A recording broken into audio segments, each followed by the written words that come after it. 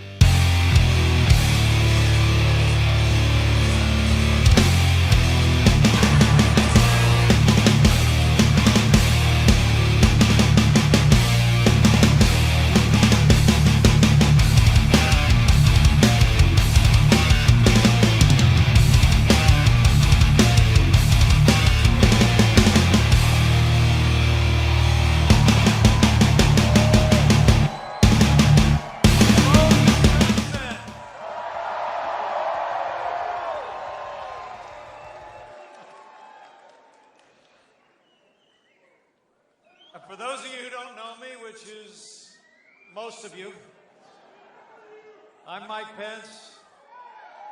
And just a few short weeks ago, I was honored and humbled beyond words to be nominated to run and serve as the next Vice President of the United States of America.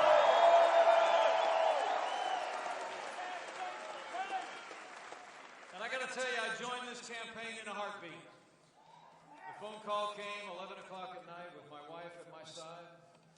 I heard that familiar voice on the other end. He said to me, Mike, it's going to be great.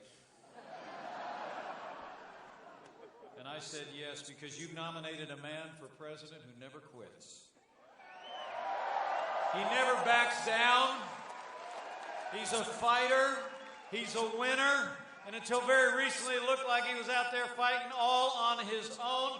But now we are united. This movement is united, and we're going to elect Donald Trump to be the next president of the United States of America.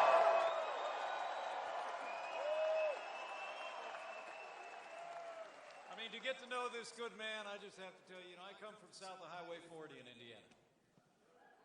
We talk kind of straightforward and plain down there. And all I can tell you is Donald Trump gets it, right? I mean, he understands the frustrations and the aspirations of the American people more than any other leader in my lifetime since Ronald Reagan. He's a genuine article. He's a doer in a game usually reserved for talkers. And when Donald Trump does his talking, he doesn't go tiptoeing around all those rules of political correctness that the political class lays in the way of men and women that are trying to make a difference. He says it like it is, and he will make America great again.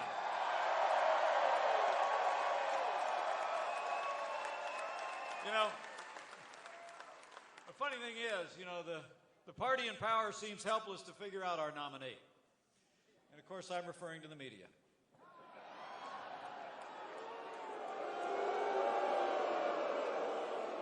I mean, think about it. I mean, the Democrats and the media kind of got the same problem. I mean, they all keep telling each other that the usual methods are going to work against him. They keep thinking they've done him in, that this has come up, and now it's all over. And then they turn on the TV the next morning, and Donald Trump is still standing stronger than ever before and fighting for every American to make this country great again. The man has got resilience. He's an extraordinary leader. And he's never forgotten. He's never forgotten the men and women who work with their hands, who grow the food, who build our roads and bridges, tend to our sick, teach our kids. A lifetime of a builder. As a builder, a lifetime of building structures around the world. He's done shoulder to shoulder with the men and women that raise those structures to the sky. It really is extraordinary. He's never forgotten. He's never forgotten the people that do the work in uniform as well. His devotion to our soldiers and to our veterans comes straight from his heart. And Donald Trump will stand with those in uniform and stand with those who have served.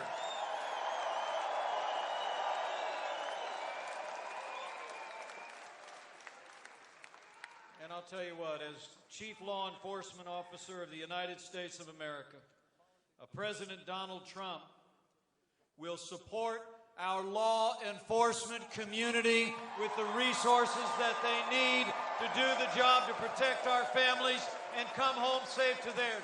Donald Trump will be a president who restores law and order to every city and every community in this great nation.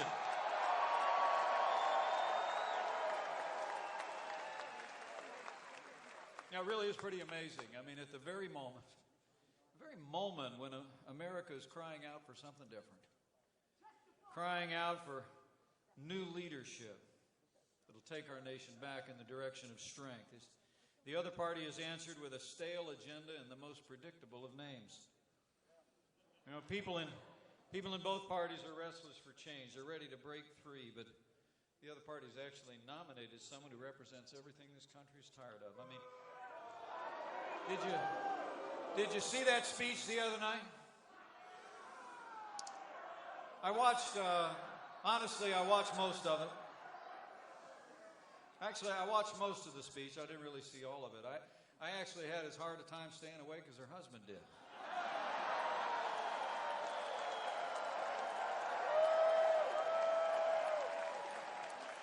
It was, okay, well, you know, it was long and it was late. I mean, but it wasn't just that, though. It was just the same old, same old. Did you notice that? I mean, more taxes, more spending, more borrowing, more bailouts, and more Obamacare. And just this week in Omaha, did you hear about that? I mean, the Democrat nominee accidentally spoke the truth. Did you hear about that? She actually said in the speech, I got the quote right here, she said, "We are going to raise taxes on the middle class." She accidentally spoke the truth, but she quickly corrected it. And really, just earlier today, I heard that she was called out by the press for saying that the FBI director hadn't concluded that she had been dishonest and mishandled emails.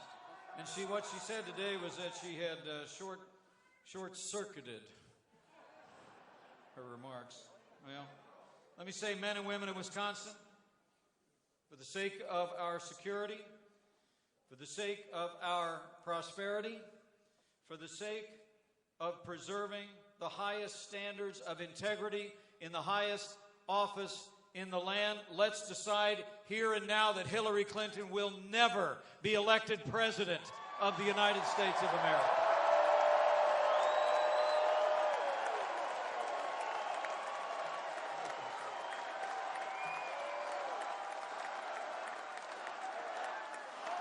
I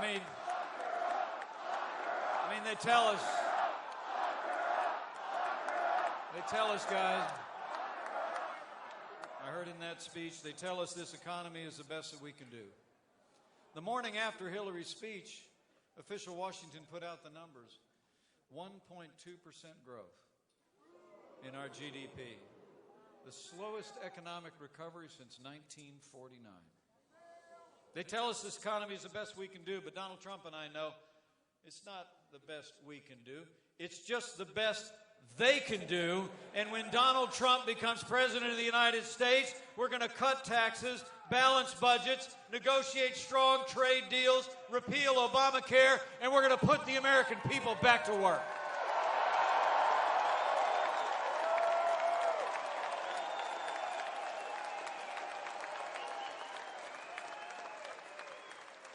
And their record abroad is just as bad as their record here at home. 7.5 years of Barack Obama and Hillary Clinton's policies have weakened America's place in the world. Terrorist attacks at home and abroad, grim and heartbreaking scenes from our ally in France. A Catholic priest just days ago laid to rest after being murdered in the very pew of his own church in France. You know, history teaches us that weakness arouses evil. And the weak leadership of Barack Obama and Hillary Clinton on the world stage has aroused the enemies of freedom around the world. Whether it's moving red lines, feigning resets with Russia, or paying ransom to terrorist-sponsoring states. We cannot have 4 more years apologizing to our enemies and abandoning our friends. America needs to be strong for the world to be safe, and on the world stage, a President Donald Trump will lead with American strength.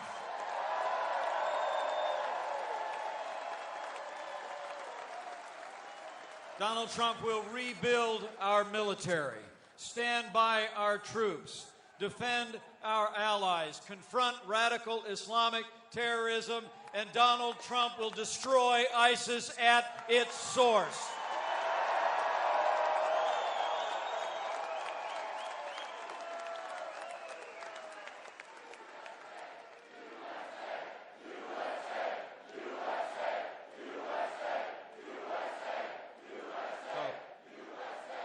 So the choice could not be more clear. If you leave here tonight, go find your neighbors and friends and say it all comes down to this. It's change versus the status quo. It really is. The American people can elect someone who literally personifies the failed establishment in Washington, D.C. An establishment now that for far too long has been peopled by folks who are used to saying one thing and doing another, while they pile a mountain range of debt on our children and our grandchildren. Or we can do what you all have done.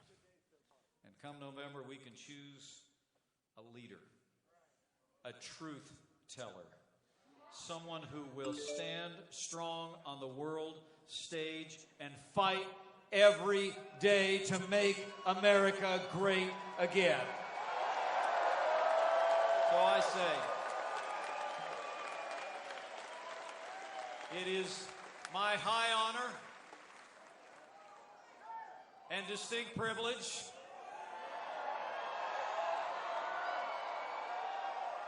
for the sake of our troops who deserve a commander-in-chief who will have their back, for the sake of hard-working Americans and businesses who deserve a president who will get Washington, D.C. off their back, for the sake of a Supreme Court that will never turn its back on our God-given liberties or our Constitution, I give you the man who must be the next president of the United States of America, Donald Trump.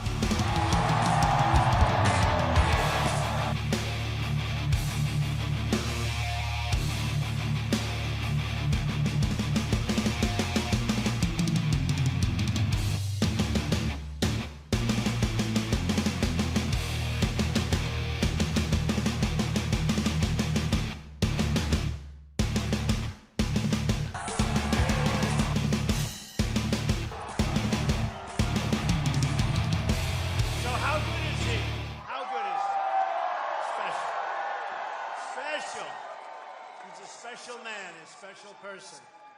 And he's become my friend. Well, there's a lot of people here. Whoa.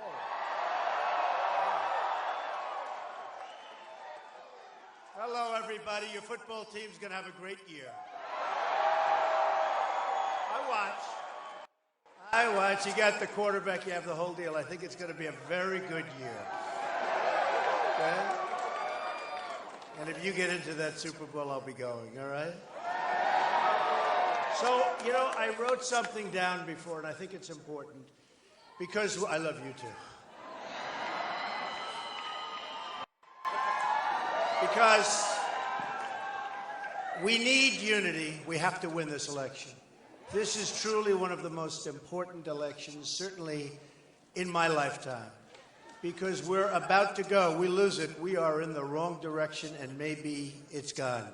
Supreme Court justices, always remember that. But so many different levels. And when you see what happened with Crooked Hillary today, it was a disaster. A disaster. She had a disaster. She lies, folks. She lies badly. So I just wrote this out. I wanted to say to this group, you know, I had a really great time when I was in Wisconsin. And I didn't quite eke it out. I thought I was going to. But after that, it worked out well. You built me up. You taught me about politics. And when I left here, I said, I think I've learned a lot. So I love it. I love the people. I have many friends in Wisconsin, and they're incredible people. You're incredible people, I have to tell you that. And we're going to have a lot of fun. We're going to have a lot of fun, but I had to write this. This campaign is not about me or any one candidate. It's about America. It's time for a change. We need a change, a real change, not an Obama change. Remember Obama change? We don't need an Obama change. We've had enough. It's time to change a rigged political system that works only for the insiders and to replace it with a government that serves the people. Have to do it. And I know both sides. I've been on the other side, believe me. I actually like this side better. This is a movement. This is a movement like they maybe have never seen in this country, according to even the political pundits that truly hate me. Okay? This is a movement that some say, most say, is one of the great phenomena that they've ever seen in politics. Some say it's the single greatest phenomenon. Though the media doesn't want to talk about it, we've done something, all of us together. I'm a messenger. I'm only a messenger. We've done something truly historic together. Standing before you as nominee for president, and I am not a politician proudly.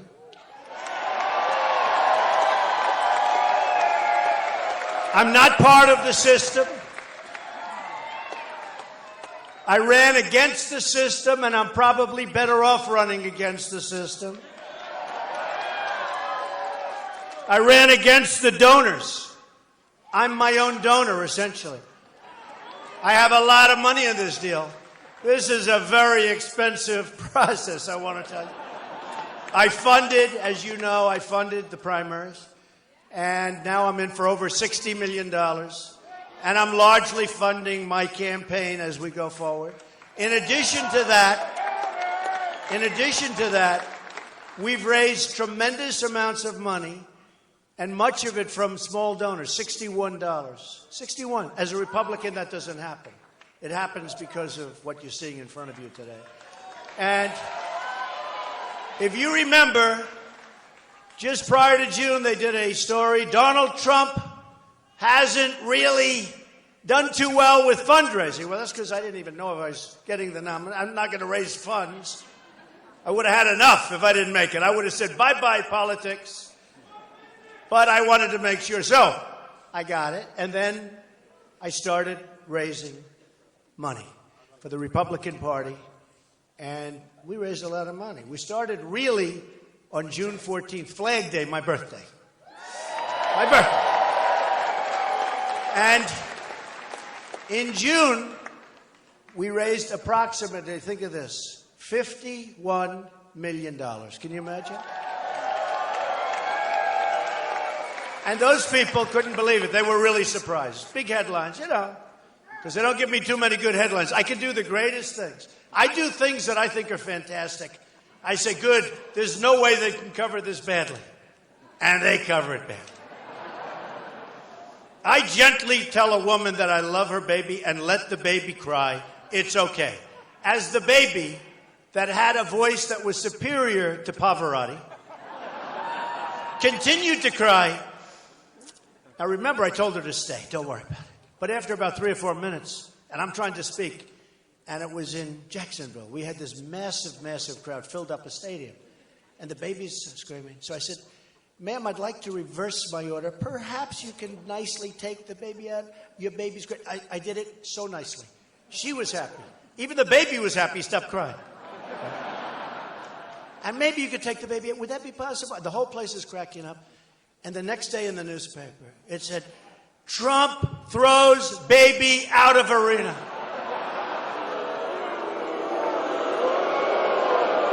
Terrible. No, they're very dishonest. That was a tough one. And I just had a reporter come up to me. Backstage, a reporter come up. Mr. Trump, sir, but why did you throw that baby out of the arena? I said, I was having fun. I was so nice. I was so nice. Everybody liked me. The baby liked me. The mother liked me. We had a good time. I tried to keep the baby in, but the baby had such a powerful voice. In fact, I want to find out who that baby is, because I want to sponsor the baby. And that baby will sing someday in Philharmonic Hall. I'm telling you. New York City. Okay, the great Philharmonic. So I'm not part of the system. I ran against the system. I ran against the donors, because I'm largely my own donor. I'm running against myself. That's never thought of it that way. And against the status quo. And the status quo we have to get rid of because it's not working, folks. Because the country's a mess. And that's why I put up a lot of money. But while the Democrats nominated the candidate of special interests and really a candidate of total corruption, I mean, you take a look at what she's doing, the Republicans made history by choosing a nominee from outside of this very, very corrupt system. It is a corrupt system. It's a corrupt system. You want something done, they can do it for you. And that's not necessarily, and usually it isn't, good for the country. That is why we're going to be able to deliver real change and real safety and real opportunity to all Americans. We have to unite. Remember that. Everything I've accomplished, I've done by putting together a really fantastic team, including, of course, Governor Mike Pence of Indiana, who's done an incredible job. My wonderful staff of people that really love what we're doing, and they're working so hard. My family, my friends, and it's expanding all the time. But I need a Republican Senate and a House to accomplish all of the changes that we have to make. We have to make them. Right? I understand and embrace the wisdom of Ronald Reagan's big tent within the party. Big, big tent. Remember? Ronald Reagan. Great man. Great guy. Remember, he included Reagan Democrats and independents and Republicans. A lot of people. We're going to have the same thing. There are a lot of Democrats perhaps in this room. Are there a lot of Democrats in this room? Raise your hands. No. I mean, I don't think we need too many, to be honest with you. But so I embrace the wisdom that my 80% friend is not my 20% enemy. Ronald Reagan. Stated by Ronald Reagan. Pretty good. We will be the big tent party. We are going to have a lot of crossover. We're going to have a lot of Bernie Sanders people coming in because of trade. Because Bernie Sanders knew we were being ripped off by trade.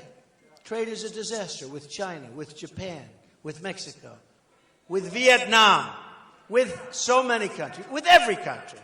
Every country. We don't win at any level with anything. And as a unified party, we will lead our country to unity as well. Very important. We need the unity. We have to win this election. No, we have to win it. Have to win it. Otherwise, our big movement was not as big as we thought. And that's not good. That's why November 8th, you've got to get everybody you know. And you know, all this voter ID, nowadays a lot of places aren't going to have voter ID. Now, what does that mean? What does that mean? You just keep walking in and voting? So you have to be very careful, very vigilant. You have to be careful. But we will have disagreements. But we will disagree as friends and never stop working together toward victory. And very importantly, toward real change. So, in our shared mission to make America great again, I support and endorse our Speaker of the House, Paul Ryan.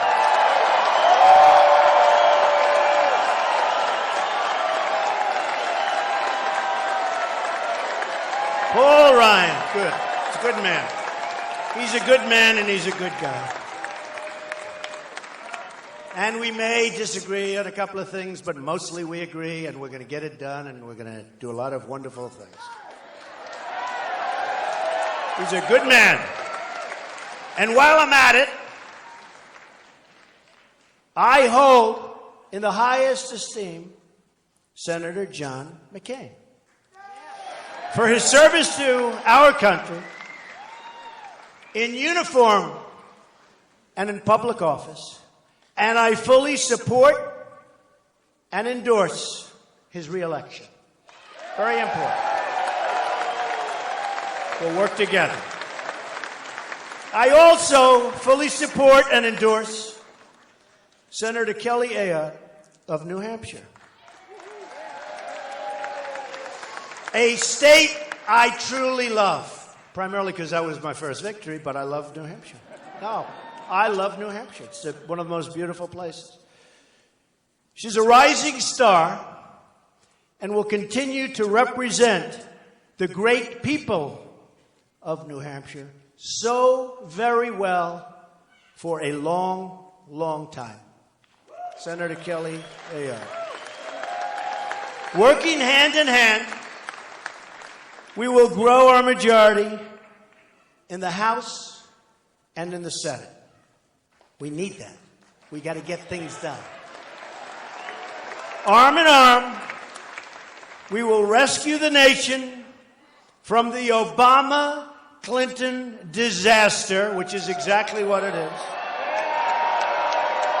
that has bled our country dry and spread terrorism unabated across the world. That's what's happening. You saw just now, maps came out yesterday. They said ISIS is far bigger. It's all over the place. It's all over the place. We're going to get rid of it, folks. Our military is depleted. We're going to build up our military. We're going to get others with us. Believe me, we're going to get plenty of others with us. And speaking of others, wouldn't it actually be wonderful if we could get along with Russia? Wouldn't that be nice? They talk so big and so brave and so tough. They're the tough ones. You know, Hillary's real tough. Give me a break. Wouldn't that be great? We get along with Russia. We go out together with others. And we knock the hell out of ISIS. Wouldn't that be great?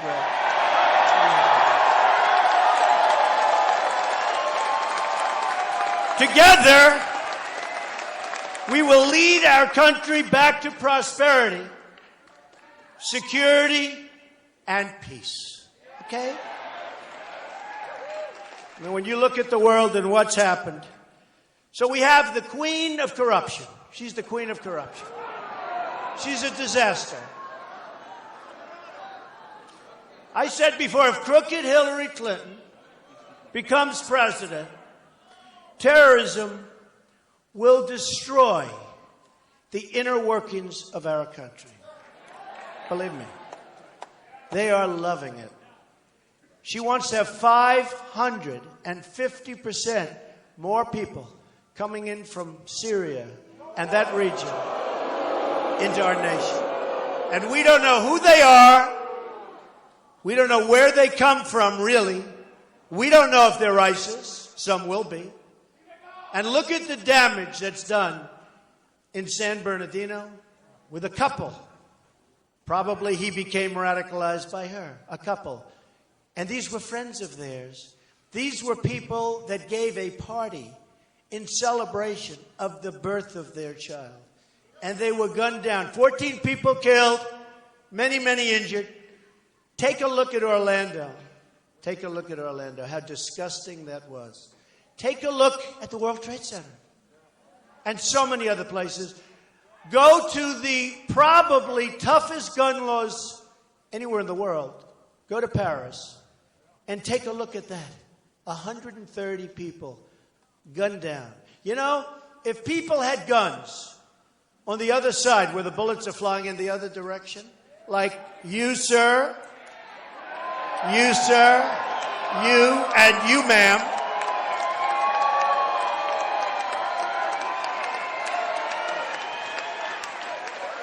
First of all, if they knew guns were in the room, they probably wouldn't have gone there. There were no guns. They were just sitting ducks. 130 people. In San Bernardino, you had 14 people. But in Paris, just like this, boom, get over here. Boom. Get over here. Boom. 130 people with many, still in the hospital, many so gravely wounded, it's horrible.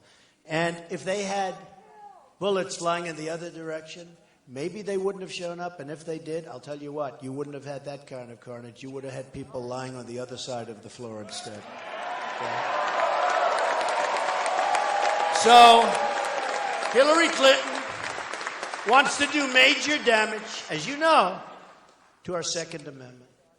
Hillary Clinton wants to put judges, she wants to put justices of the Supreme Court, she's going to make them nice and liberal. Wait till you see what that does to your rights. Wait till you see what that does to your Second Amendment. You will not recognize it. You will not recognize it. National Rifle Association, NRA, endorsed me. They're great people. Wayne, they're great people. Chris, they love this country. They endorsed me very early, and it's really an honor. I'll tell you what, they are phenomenal people when you get to know them. They love the country. You know, they love the country. They take a lot of heat, but they love the country. I'll tell you that right now. And I heard Mike, Governor Pence, talking about 1.2 growth, 1.2% growth. The lowest in memory, I guess, since the 1940s, when you think of it, the lowest. So a lot of differences between all of us. But I thought I'd mention, because I've known Hillary Clinton over the years. I've known her. And she makes statements. Yeah. She makes statements. And, you know, there's statements coming right out of a playbook. Well, let's see. We can't get them for this. We can't get them for this. I always heard I had the best temperament. People tell me I have the best temperament. I have a temperament to win. We got to win. We got to win. We got to win. She said not so long ago, I don't like Donald Trump's tone. Now, she's reading it off teleprompters, Owen. I don't like Donald Trump's tone. And I said, you know, we need a tough tone today. We have people, we need a kind tone. We need a tough tone, though. We have people being beheaded all over the Middle East and other places. We have crime that's rampant. We have people in the Middle East being drowned in steel cages. This is like medieval times. And she's worried about my tone. She's worried about my tone. So they chop off heads, and they drown people, and they bury people in sand. And then they asked me, Mr. Trump, at one of the debates, which they say I won, which I'm very happy about. Mr. Trump, sir, how do you feel about waterboarding? So I'm saying chop off heads, drown people, burying them in sand. I said, I'm absolutely okay with it, let me tell you. These people. Can you imagine what the enemy must say? Can you imagine what the enemy, ISIS in this case, can you imagine what they must say as they've spent the day chopping off the heads of Christians, come back, get together, start talking, and they say waterboarding is not allowed in the United States. By the United States. Waterboarding is not allowed.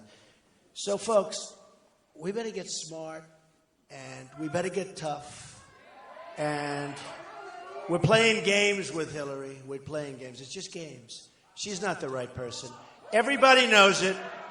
Her single greatest achievement is being caught in a crime and getting away with it. It's true. True. It's true.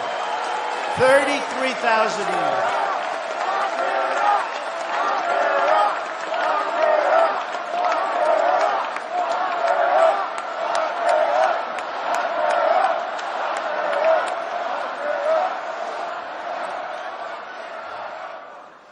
So, I wrote this before on the way over to another rally at also a very nice place and very full and very nice in Iowa.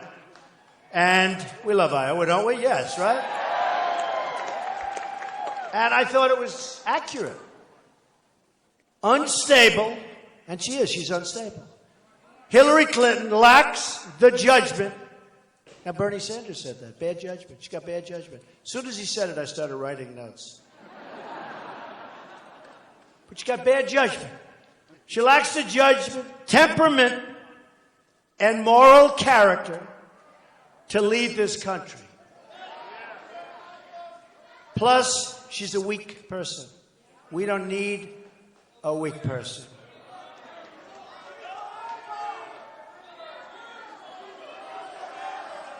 He just said, plus she's a criminal. She's a dangerous liar who has disregarded the lives of Americans and who has put all of us at great, great risk while supporting economic policies that have destroyed our economy. We've got a long way to go. She is unhinged. She's truly unhinged. And she's unbalanced, totally unbalanced.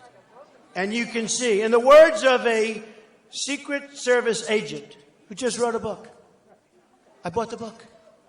I want to see what he said. She simply lacks, this is his words, she simply lacks the integrity and temperament to serve in the office. From the bottom of my soul, he said, I know this to be true. He was there. Her leadership style, volcanic, impulsive as it is, disdainful of the rules set for everyone else, hasn't changed a bit. She's unqualified to become president. And she really is. And Bernie said that too. So,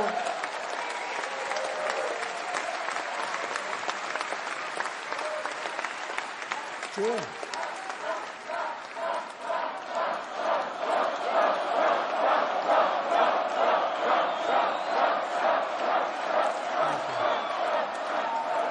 What great people. Wow. No, but it's true. I mean, no games. It's true. It's true. In one way, she's a monster. Okay? Look at what happened. Look at her history. In another way, she's a weak person. She's actually not strong enough to be president. So she's got both, but she's not strong enough to be president. She will be a disaster. She will be a disaster. She will be so bad for our country. And I'm not just talking about justices of the Supreme Court. She will be so bad for our country. And we can't let it happen. We can't let it happen.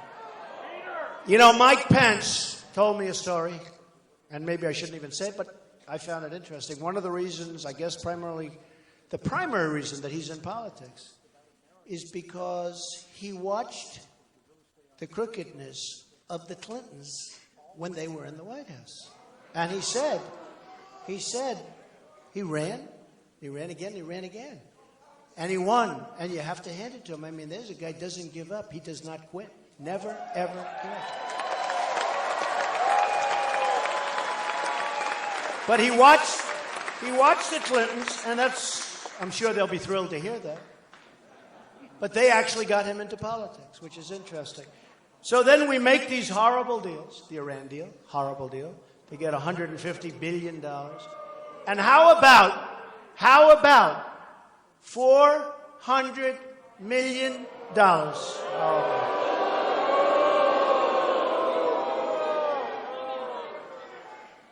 Think of it. $400 million in cash. In cash. Different currencies, different denominations. Now, a lot of people say that money went toward terror. I'm nicer than that. See? I don't have that horrible thought process that some people in this room do. Because I say some of it went to terror, but a lot of it went right into their bank accounts and right in. Believe me. It's the way life is. It went right into their pockets. They're sitting there. Can you imagine these guys sitting there with $400 million in cash? You think they're giving that money to terror? They're giving that money to them. And I guess terror got some of it.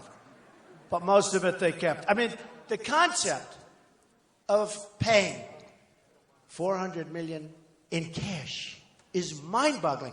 I mean, you wouldn't think, who can authorize such a thing? Where do they get it? What do they do? Go up to a bank teller and say, give me $400 million in cash. I want it in euros. I want it in Swiss francs. Wrap it up. We'll come back in about 10 minutes, okay? I mean, it's just inconceivable. It's just inconceivable. So, we're witnessing a horror show in this country and throughout the world. You look at what's going on throughout the world with these same people. These people are funding terror. These people are funding terror. For us to have given $400 million to basically free our hostages. Now, Obama, just like he lied about Obamacare, which was a tremendous lie. That was a tremendous lie. Remember? You can keep your plan, you can keep your doctor. Really? How many people have been able to keep their doctor or their plan? Keep your plan, keep your doctor. Not working that way, folks. It's a disaster. By the way, it's going to be repealed and replaced 100%.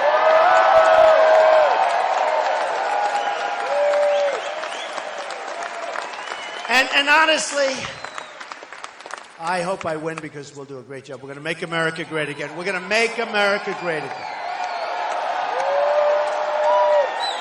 But I actually think that regardless of who wins, Obamacare is going to fold in any event.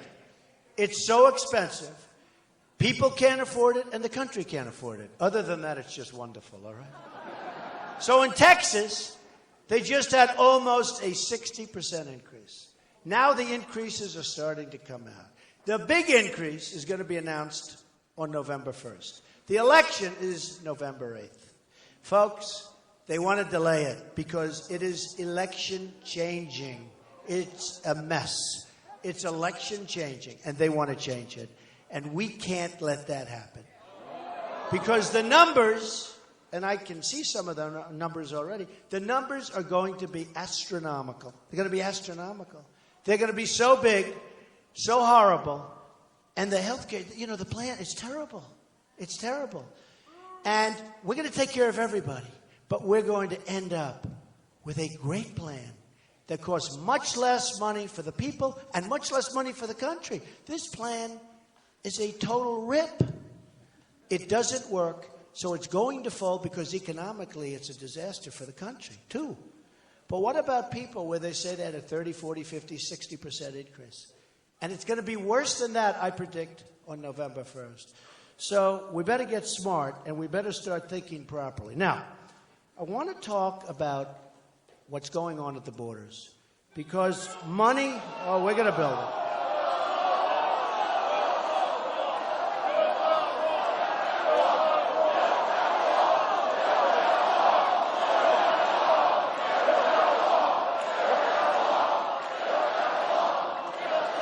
So listen. So we have people coming into our country that shouldn't be coming into our country. We have thousands and thousands of people from certain terrorist states, from certain parts of the world, that we're allowing to come into our country. Most of the politicians, almost all of them, don't even know where they are, where they're being put. They know nothing about these people. This could be the great Trojan horse of all time. And Hillary wants thousands more to come in over and above Obama. Right? So, taller, the wall is getting taller every day.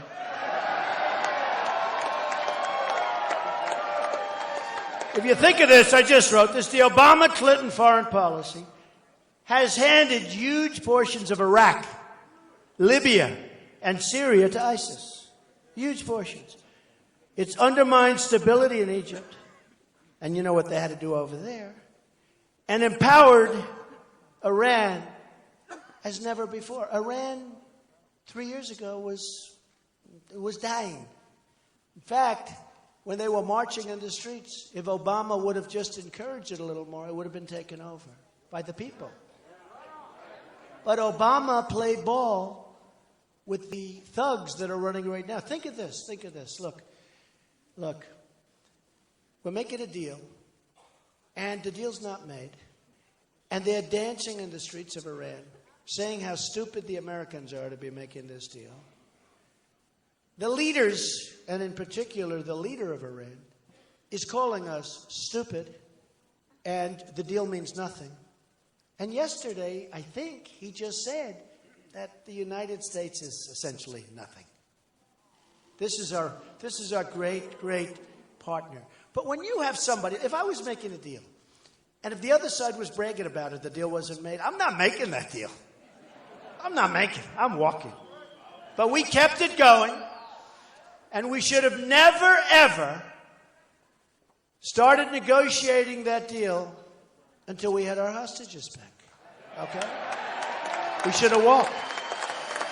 We should have doubled up the sanctions and walked, and they would have, and I say it, before the plane reached New York City or Washington, you could just turn it around because they'll call you, they'll say, let's go, take your hostages. But when you think about it, you probably read today and yesterday, one of the hostages was waiting for a very long period of time. Now, Obama said that it had nothing to do with the hostages, that he wouldn't do that for kidnappers. He wouldn't do that for kidnapping. Okay? No, think of that. You got to think about it. He wouldn't do it. Now, it was the same day, right? Same day. We have to be exactly accurate because they'll catch us, right? Same day. The money came in. And one of the hostages, good guy, I saw him interview on television, good guy, hard time. But didn't he say he waited forever? He waited, and somebody said, nope, we're waiting for either something or a plane to come in. And here Obama stands up yesterday, and for 7 minutes is telling us one thing had nothing to do with the other. Just a lie. You know, at least be truthful. And we're talking about the same day, $400 million. And we could have had something that would have been a much better deal.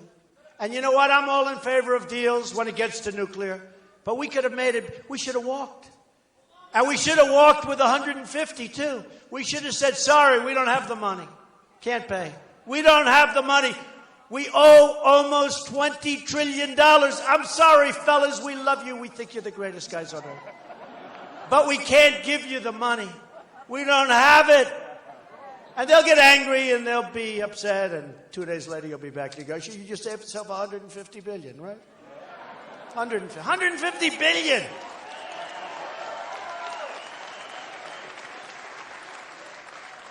So we have terrorists pouring into our country. We have people coming in. I don't know if you saw this. In Maine, and Maine knows, because Maine is, I was up there yesterday, great place, great governor.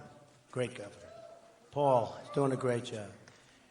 And I think the most important issue facing civilization right now is radical Islamic terrorism. And we have a president that refuses to use the term. And we have crooked Hillary who doesn't want to use it. Now, she's being forced to use it by me. Did you notice she gave a speech? She said, I will use it. She called it, I think, radical Islam. But she said, I will use it. I will.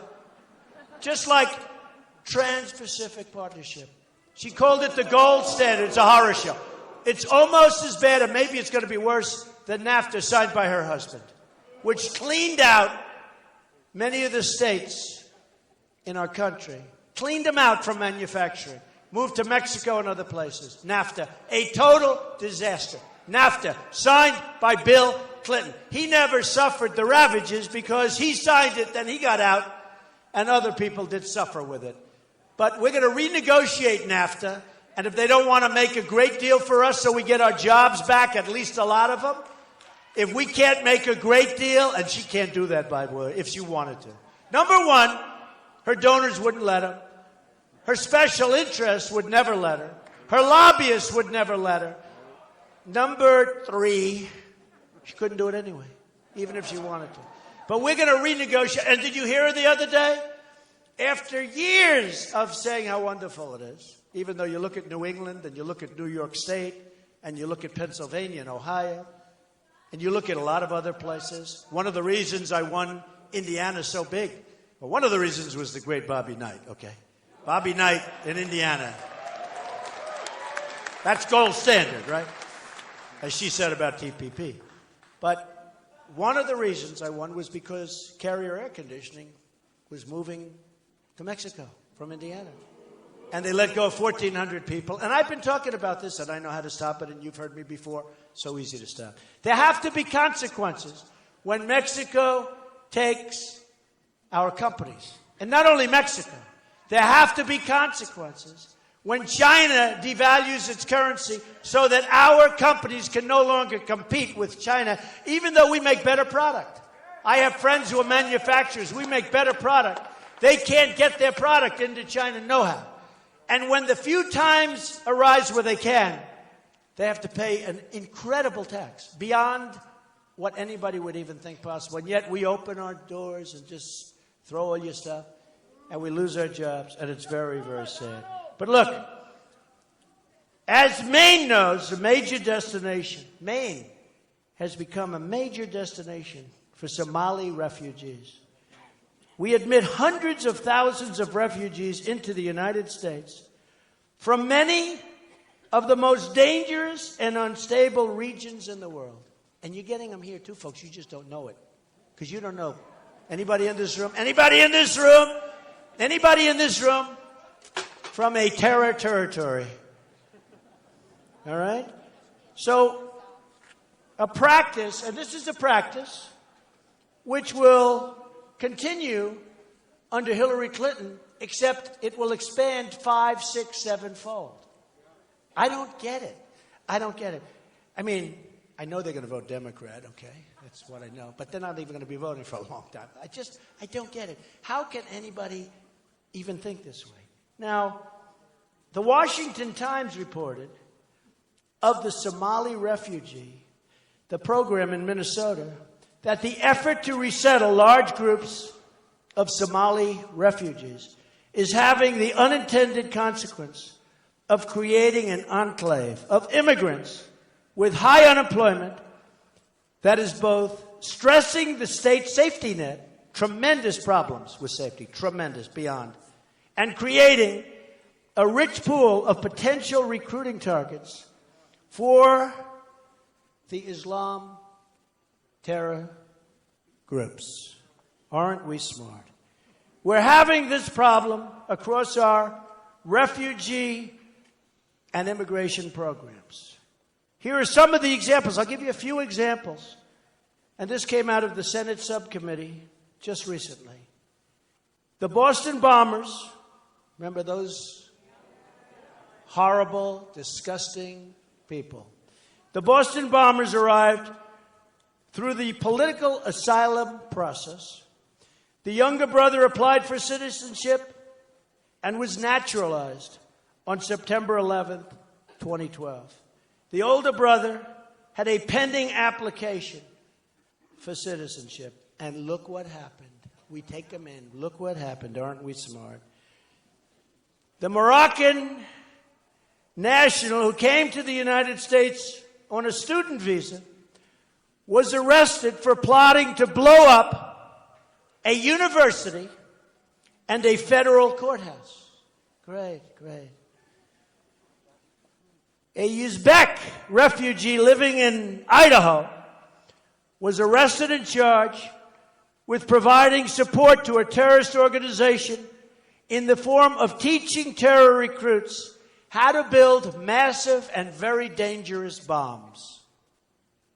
We let him in.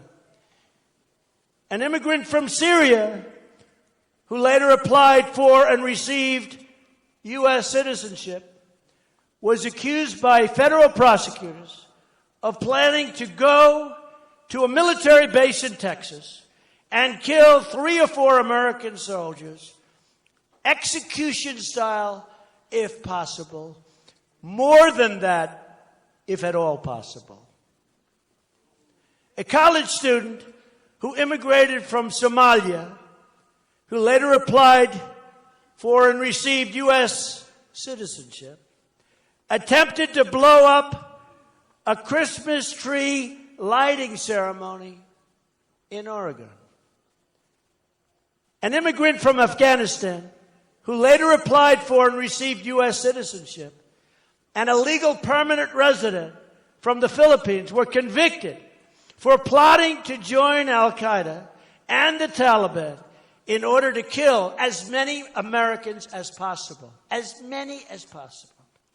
An Iraqi immigrant who later applied for and received U.S. citizenship was arrested for lying to federal agents about pledging allegiance to ISIS, his travels to Syria, and how many Americans he wanted to kill.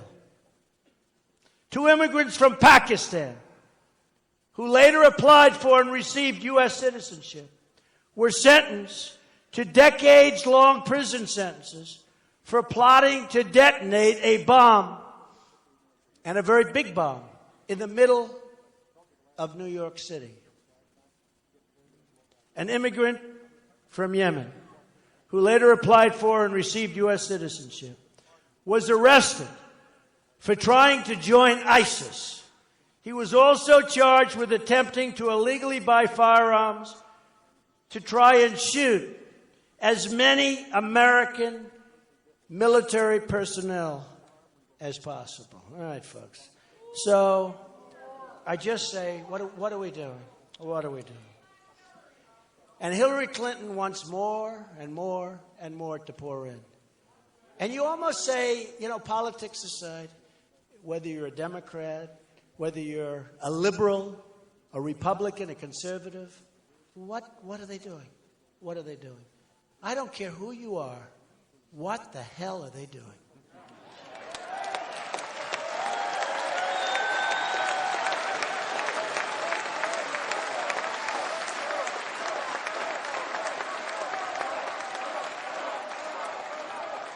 So we're going to have strong borders. Our southern border is going to be very powerful.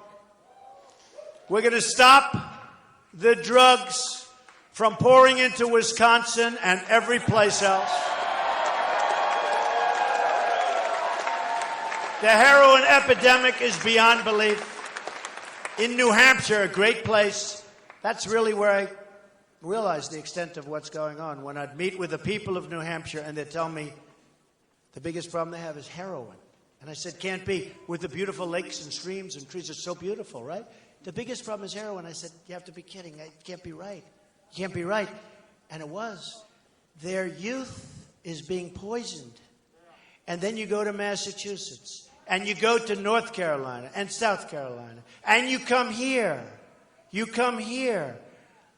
I just left Iowa. You go to Iowa. You see the tremendous problems they have with heroin and drugs that pour in from the southern border. And look, here's the story. We're going to have strong borders. We're going to have a wall. It's going to be a big, powerful wall. Big, powerful wall. You know that Hillary Clinton wanted a wall a number of years ago. She wanted a wall. And the primary reason, as we understand it, looking back, not that long ago, she wanted a wall. Walls do work, folks. I mean, just all you have to do is ask Israel. All you have to do is ask some of the nations that are in Europe right now that are building walls. It's sort of interesting. Obama talks about there will be no wall. But in the White House, which he just said, which is true, they want to build essentially a wall. They want to build a fence a lot bigger, a lot higher, a lot stronger. It's sort of interesting. I say, don't build that fence, right? Don't build that fence. Because they say walls don't work, fences don't work. Don't build that fence. When Hillary doesn't want to let you have your guns, she's surrounded by people like this that have more firepower on them than any human beings on earth. And I think she doesn't want to have guns. I think that all of her bodyguards and all of her Secret Service should immediately give up their weapons.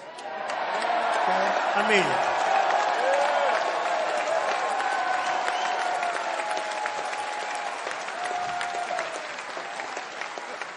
Immediately give up those weapons.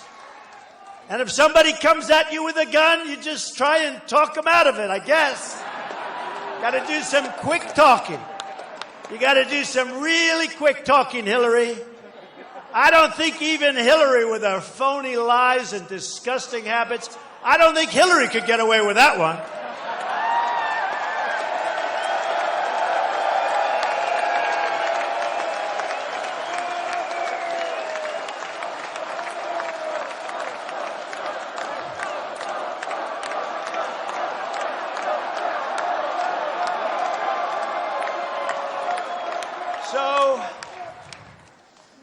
So we're going to have a little contrast. And I did this very quickly, but it's so simple. Hillary wants to raise taxes. Trump is going to lower taxes very substantially, the biggest tax decrease of ever, on business and on person. Hillary wants to significantly expand regulations. Trump is going to get rid of many, many, many regulations. Which, by the way, are stopping your businesses, both small and big, from succeeding, from expanding, and more than anything, from starting. You can't start a business today. The regulations are so onerous and horrible. Hillary wants to shut down energy production. Trump wants to expand it significantly, and we'll start paying off our debt. Hillary wants to essentially abolish the Second Amendment, take away your rights. Donald Trump will protect it more so than any president that has ever served.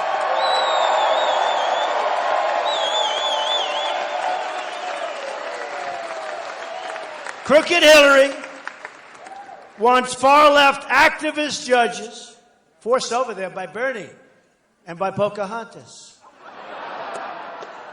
who will destroy our Constitution. I want judges who will support and defend our Constitution.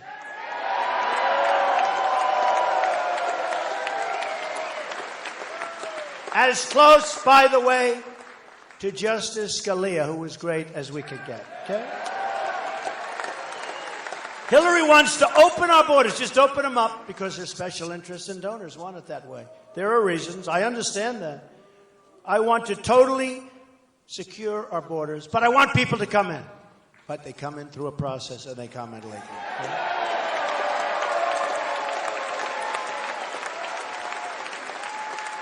Hillary wants to invade foreign countries. Do you ever see where she said, Donald Trump with the nuclear? I'm afraid. I didn't want the war in Iraq. And I'm on record. I didn't want the war in Iraq.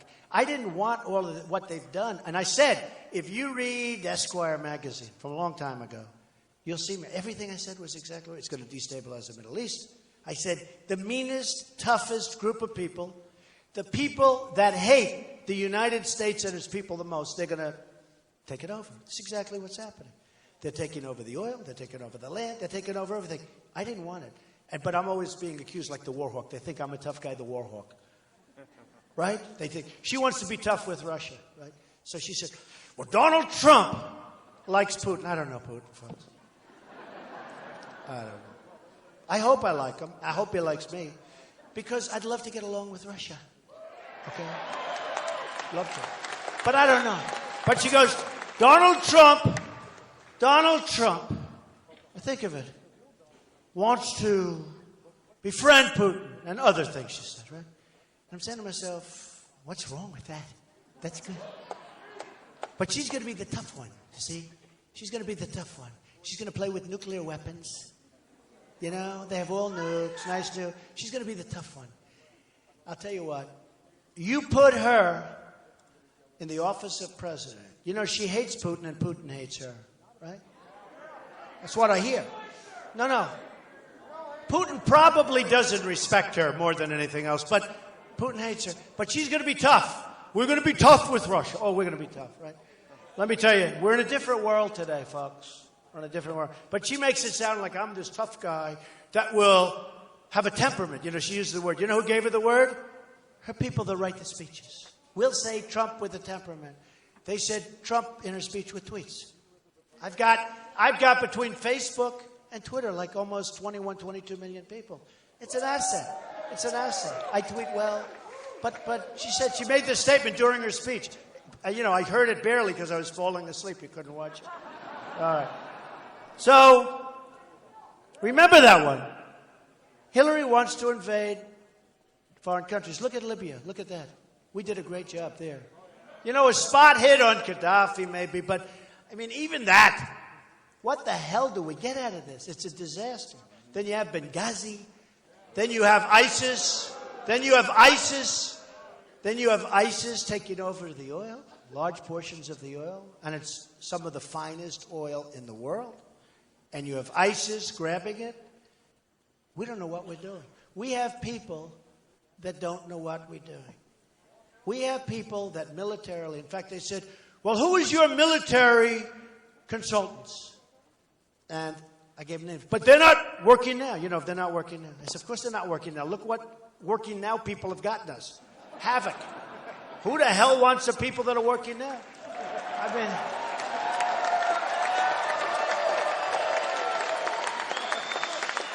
mean, you know, a lot of it's common sense and a lot of it's instinct. And she has very bad judgment. She's got no instinct whatsoever.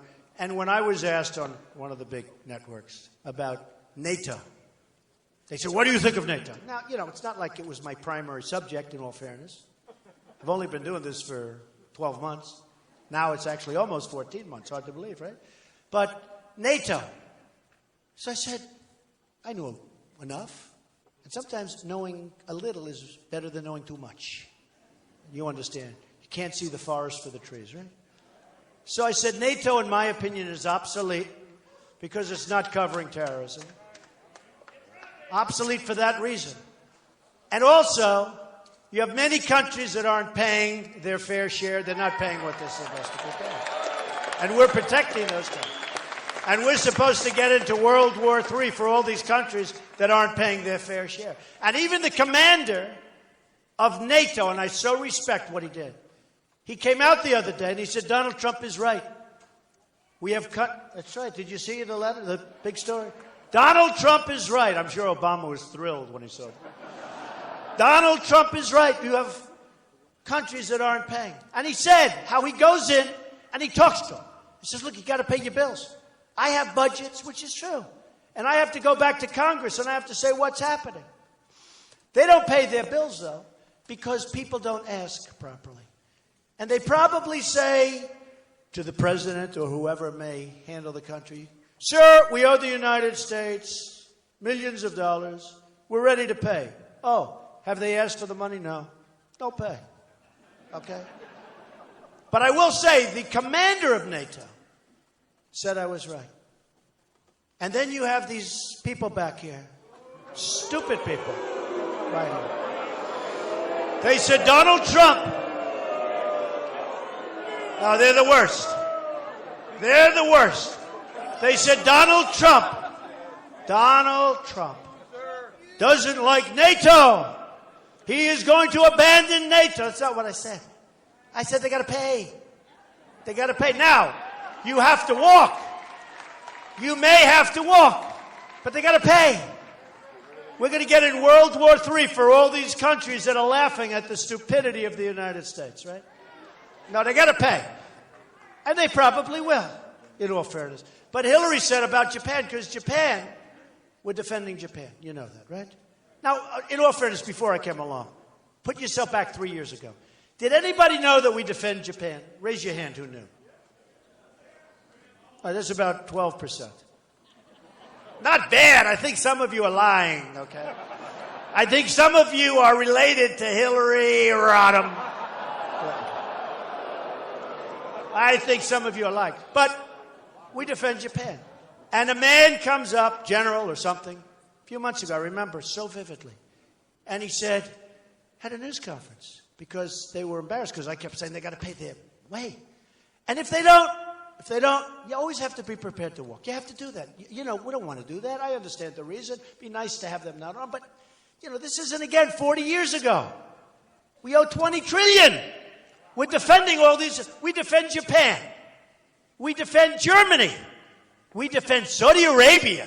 You think they have the money to pay? How about we have military bases and we pay rent to Saudi Arabia to protect them? No, think of it. Think of the stupidity. Think of the stupidity. So this general comes up, has a news conference a few months ago, and he said, Mr. Trump doesn't understand that Japan is paying 50% of the cost to defend them. So a reporter calls up, who I think is there, and said to me, Mr. Trump, we'd like your comment. They say that Japan is paying 50% of the cost to defend. And I said, why aren't they paying 100%? The reporter said, not a bad question. Now, here's the problem with a Hillary Rotten Clinton. Here's the problem. That's why she changed her that's why she doesn't want to use the name anymore. Because everybody was saying that. I don't know. I've been saying it. But look, here is why it doesn't work for Hillary. She saw that I said that we have to get reimbursed for our costs, at least, right? Japan, economic behemoth. Germany, see how well they're doing? Economic behemoth. Saudi Arabia, nothing but money. They were making $1 billion a day with the high oil prices. Now they're making a fortune saving. Economic behemoth. Why are we defending them? Why aren't we being fully reimbursed? Now, if we do that, your budget already is starting to look real good. Okay. You know, you have budgets, so we're losing our shirts. We have an $800 billion trade deficit, folks. We trade with companies. We have a deficit with other countries. Think of it. $800 billion a year. Trade deficit. Do we make good deals? No. With China, $505 billion trade deficit. And they cheat us because they devalue their currency all the time. Whenever it gets a little bit tough, devalue, and our companies can't compete with that, right? So here's the thing. So Hillary says about Japan, how dare he not stay with our allies? How dare he not do that? I will never abandon our allies. Ever, ever, ever. Now, how do you negotiate when you're telling somebody you're never going to leave them?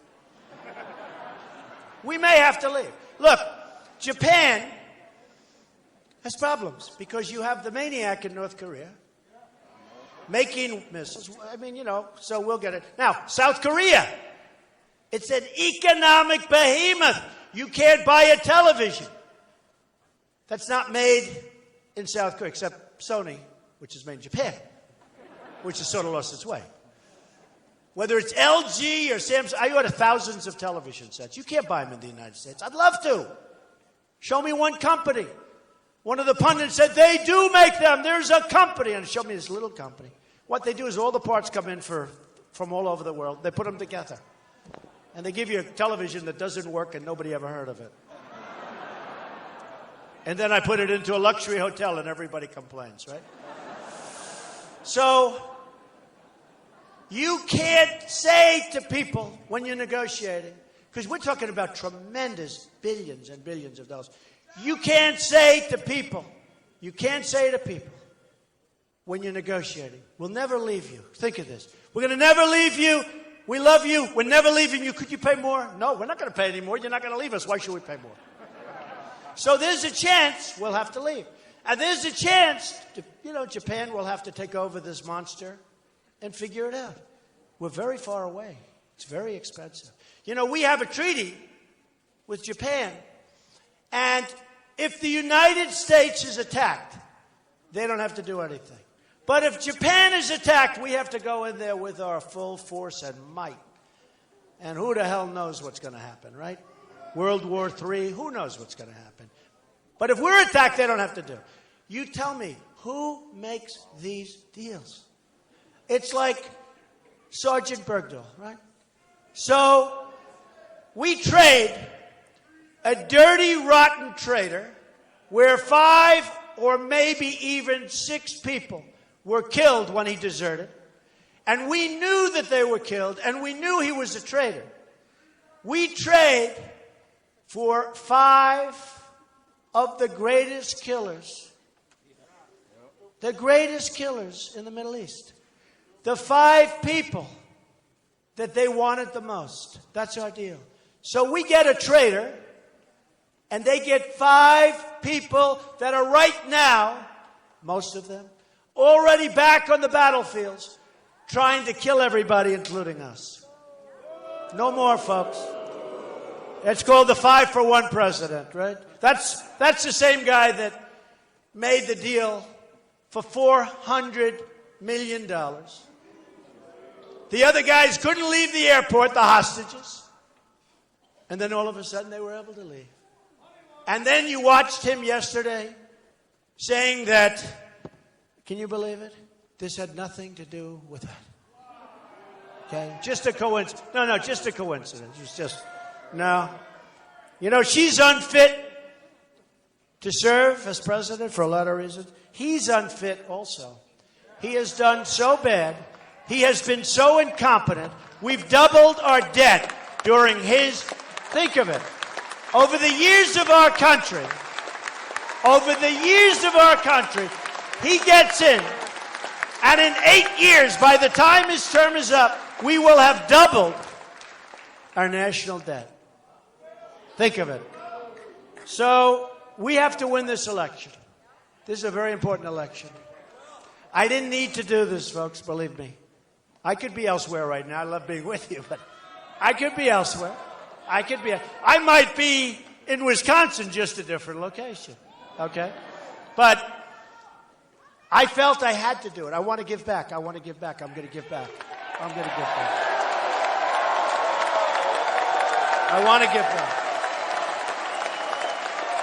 Because our country does not win anymore.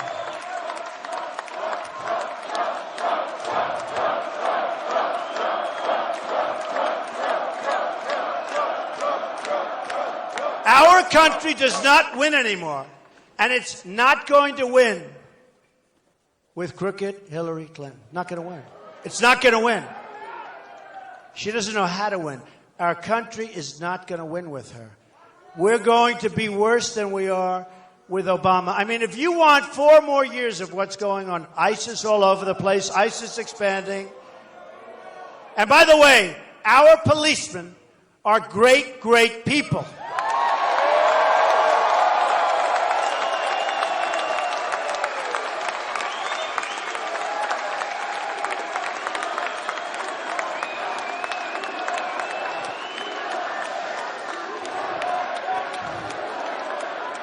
And we're not going to allow our policemen to be shut down anymore.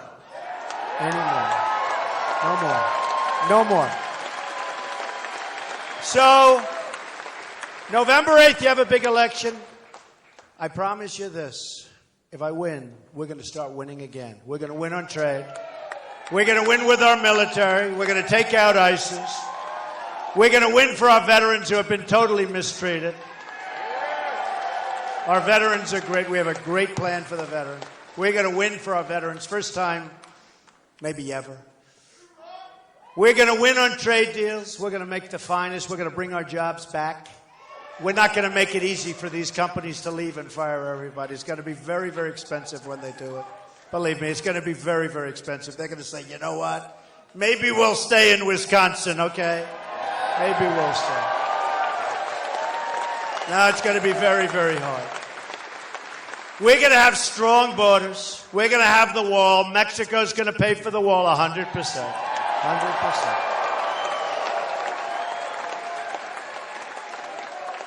We're going to get rid of Obamacare. We're going to get rid of Common Core. We're going to bring our education local. We're going to have local education.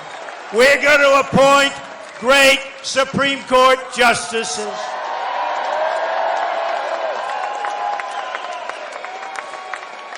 And folks, we're going to start winning again. We're going to win at every level. We're going to win so much you're going to get tired of winning, I'm telling you. You're going to be begging me, Mr. President. You'll send your great quarterback, right? He'll come to the White House. Everybody respects him. He'll come to the White House. And they'll say, Mr. President, the people of Wisconsin, they can't stand winning so much. Could you tone it down just a little bit? I'll say, I just can't do that. We're going to win more and more and more. We're going to win at every level. But we are going to win. We are going to make America great again. We are going to make America safe again. Thank you very much, everybody. Thank you. Thank you.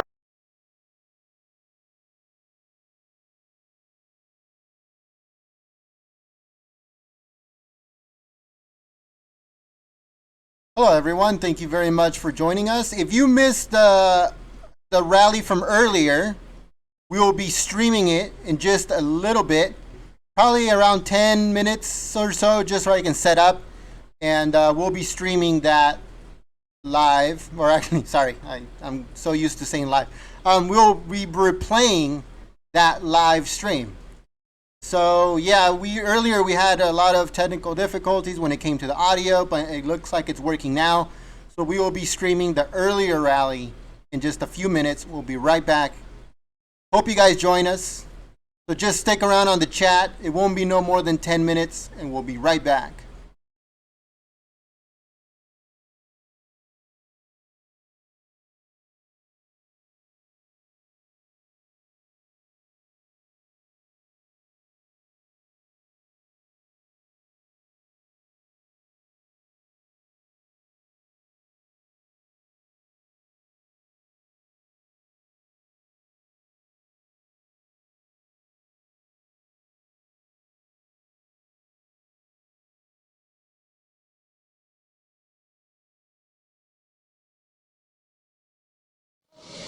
And distinct privilege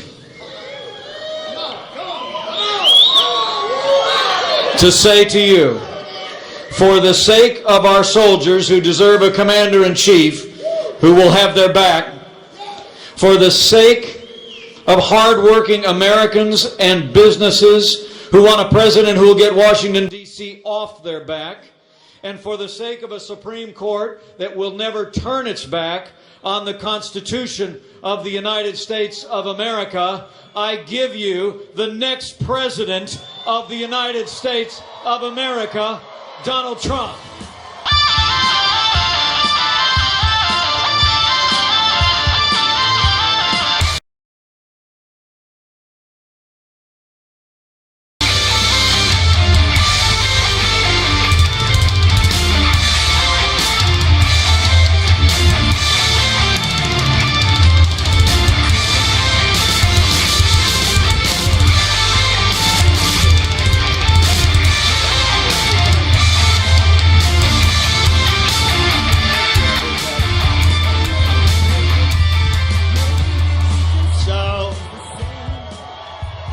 We have to start by saying, I've missed you. We did very well in Iowa. This was my first indoctrination into the world of politics. You know that. And I spent a lot of time out here, and I buy a lot of equipment from John Deere, so you have to like me for that. And I appreciate everybody being here. It's been an amazing period of time. We're getting our points across. And, sometimes it's not easy. We have a very hostile media, and I'm hostile like nobody can believe. We know it. Do we know it? And we're going to go. I think I'll write a book. I think I'm going to write a book. Do what I know about people. But I have to tell you, we're going to be talking about the queen of corruption. All right? And we're going to be talking about law and order, because we need law and order. We have a problem in this country caused for lots of different reasons. And by the way, great respect for our police. We just got another endorsement this morning. I can tell you this, that if Hillary Clinton becomes president, you will have terrorism, you will have problems, you will have really, in my opinion, the destruction of this country from within. Just remember that. Just remember I said it. The destruction of our country from within. So I wrote up some little points today, and it concerns her, it concerns President Obama, who is doing a terrible job. You look at what's going on. You look at what's going on in our country, and you see what's happening. But I thought I'd discuss this because we know Hillary, I know Hillary, and it's interesting. Did it this morning. Unstable, Hillary Clinton lacks the judgment, temperament, and moral character to lead this country. And I believe that so strongly.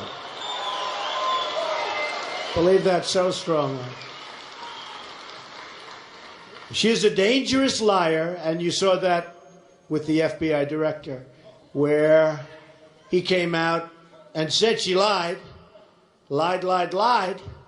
all the other things she's done, and then on Sunday she said, he never said that. Who has disregarded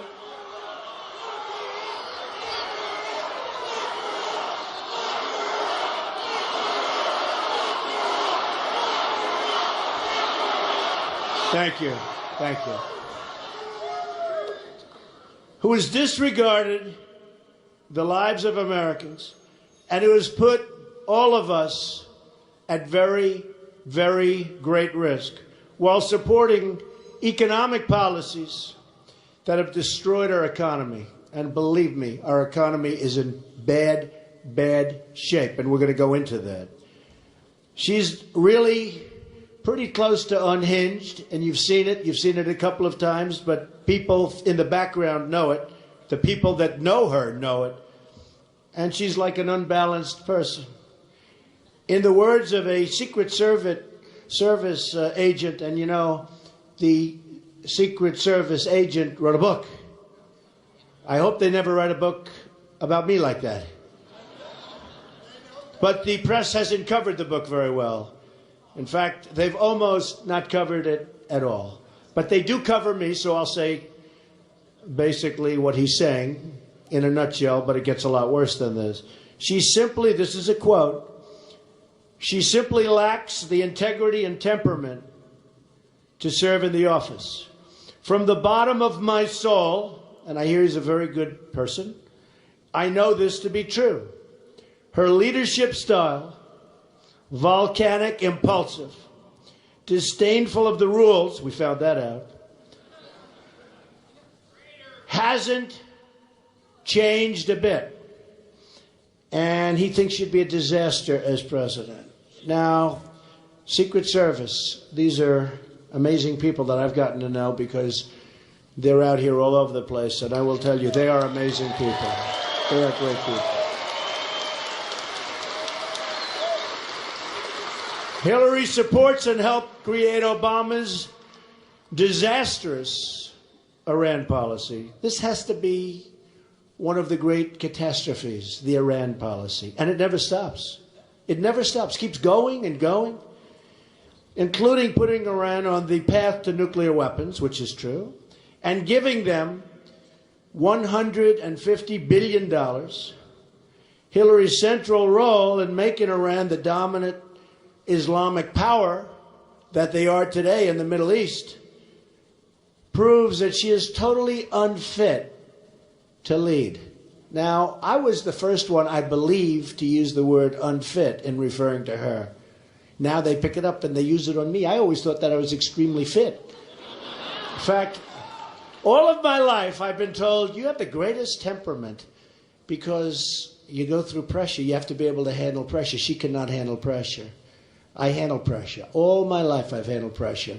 And I've been told by so many people that know me under pressure, Donald, that's when you do the best. And this is just a soundbite that, made by one of hers. She's got a lot of money raised. And we've got a lot of money raised. You know, we've got a lot of money, and I'm putting in a lot of money. I'm funding my part of the campaign. I funded the entire primary process, and I'm spending a lot of money, folks. I'll tell you what, if we don't pull this off, I'm blaming Iowa. If we don't pull this off, I'm going to say I wasted a lot of money, time, and energy. That I can tell you. But I've spent, I guess, over $60 million cash. Over $60 million. I'll spend a lot more than that. I'll be spending a lot more than that over the next 3 months. Think of it. It's like 3.5 months. And other people are putting in money for the Republican Party. And as you know, the Republican National Committee, Reince Priebus is doing a fantastic job. He really is. He's a fantastic guy. Fantastic. And as you know, last month, we just started. And the month before that, they were saying, Trump didn't raise any money. Why didn't we start? Because I was fighting people to make sure that we got it. I don't like to raise money when I'm still fighting people to make sure we have it. But they said, Trump, you remember the headlines from 2 months ago? Trump, we had like $1 million in the bank, and she had a lot, right? You know what? All special interest money, all money from lobbyists, all money from donors that expect a lot, like open borders and lots of things that you don't want and I don't want. It's one of the reasons I'm doing this. She wants amnesty. She wants open borders. And if you have that, you're not going to have any country left, folks. That I can tell you. That I can tell you. That I can tell you. No, you're going to build the wall. We're going to build the wall.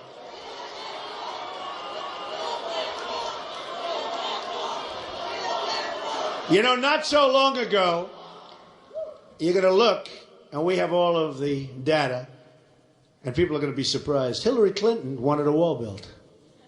One of the reasons it never got built is, unlike China, where they build in the South China Sea a massive military complex. They're building an island. You wouldn't believe what's going on out there.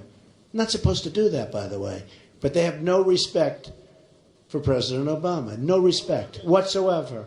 No respect for President Obama or Clinton or Kerry, but they have no respect for our country. They're building a massive airfields, military base, and people are amazed at what's gone on, and they don't get environmental impact studies when they build. They just build. So one of the reasons the wall didn't get built, I think probably the biggest reason, they couldn't get their environmental impact study approved. Can you believe this? There were probably rattlesnakes in the way or something, an endangered species. So we're going to get the wall built. We're going to have strong borders. Believe me, we're going to have strong borders. We're going to have strong borders.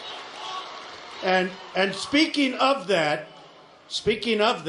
before we get back to the $400 million that our country paid in cash with different currencies, $400 million, same day as the hostage release. And now they said, had nothing to do with it, just coincidence. Just like he said 24 times, you can keep your doctor for Obamacare. Keep your plan, keep your doctor over and over and over again.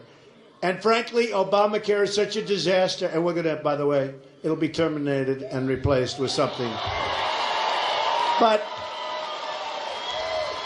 Hillary Clinton has just come out with a plan for virtually total amnesty. And I thought what I'd do is read you some excerpts from people that don't have to do this. It's easier if they don't do it. These are amazing people. They endorsed me. 16,500 people endorsed me, the Border Patrol people. And National Border Patrol Council, the Border Patrol Council, agent members, they just released this, and I thought it was so good I have to read it a little bit to you. It's 4 pages. I don't want to drive you totally. But I have to read some of it because it can't be put. These are the people that understand what's going on as to the border and the people coming in. Better than anybody. You can't hire consultants like this. You'd pay millions of dollars to consultants, and you can take any one of these people, 16,500, and they know more than the consultants, and they'll give it to you free. And they gave me a tremendous amount. And by the way, they said the wall is absolutely necessary to do the job. And by the way, Mexico will pay for the wall. They will pay for the wall. That I can tell you. They know it. They know. If I'm president, if somebody else is president, they would laugh at the thought of it. They know they're going to pay. You know that. They've already said, oh, they're not happy about what's going on with Trump. All right, Clinton and Obama, this is from the agents, great people. Clinton and Obama both agree that they must appease the radical extremists in their party's furthest fringe. Now, that was brought about by Bernie Sanders to a large extent, but they're so far left now, it's unbelievable. Unfortunately, the citizens who were victimized by criminal aliens paid the cost of that appeasement, as well as cities that were flooded with meth and heroin, and the crimes associated with the illegal drug trade. And drug trade is going rampant in New Hampshire, in New England, here, it's rampant, coming in mostly from our southern border. President Obama and Secretary Clinton failed to recognize we live in a world where religious and political fanatics are actively plotting to harm United States citizens at home and abroad. Instead of investing in measures to secure our nation's borders, they have openly and actively pursued what Secretary of State John Kerry called, he was the mastermind behind the Iran deal, never got up, never walked. I don't know if he ever negotiated anything in his life. What Secretary of State John Kerry called a borderless world. Americans need to ask themselves, do we want to risk the safety and security of our family, businesses, and communities on their dangerous and extreme policies? The answer is no, not me. I don't want to. It's one of the reasons I'm running. Do you remember when I ran, when I announced? I talked about illegal immigration. I talked about people pouring into our country. It's going to be worse than ever before.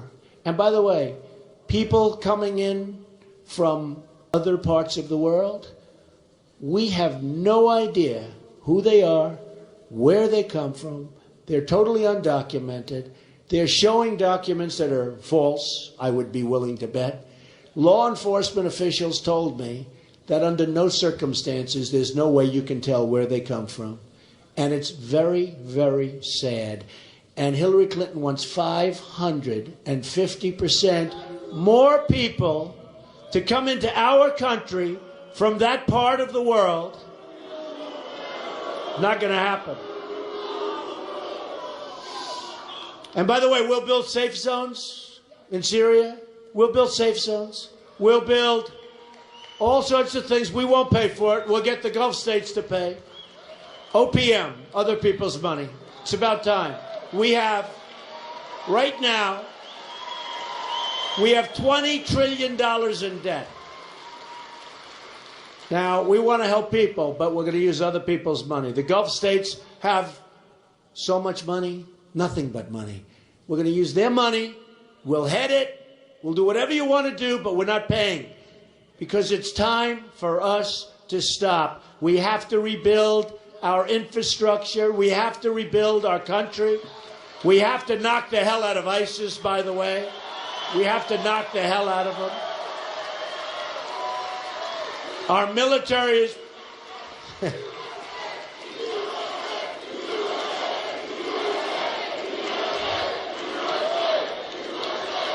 Thank you.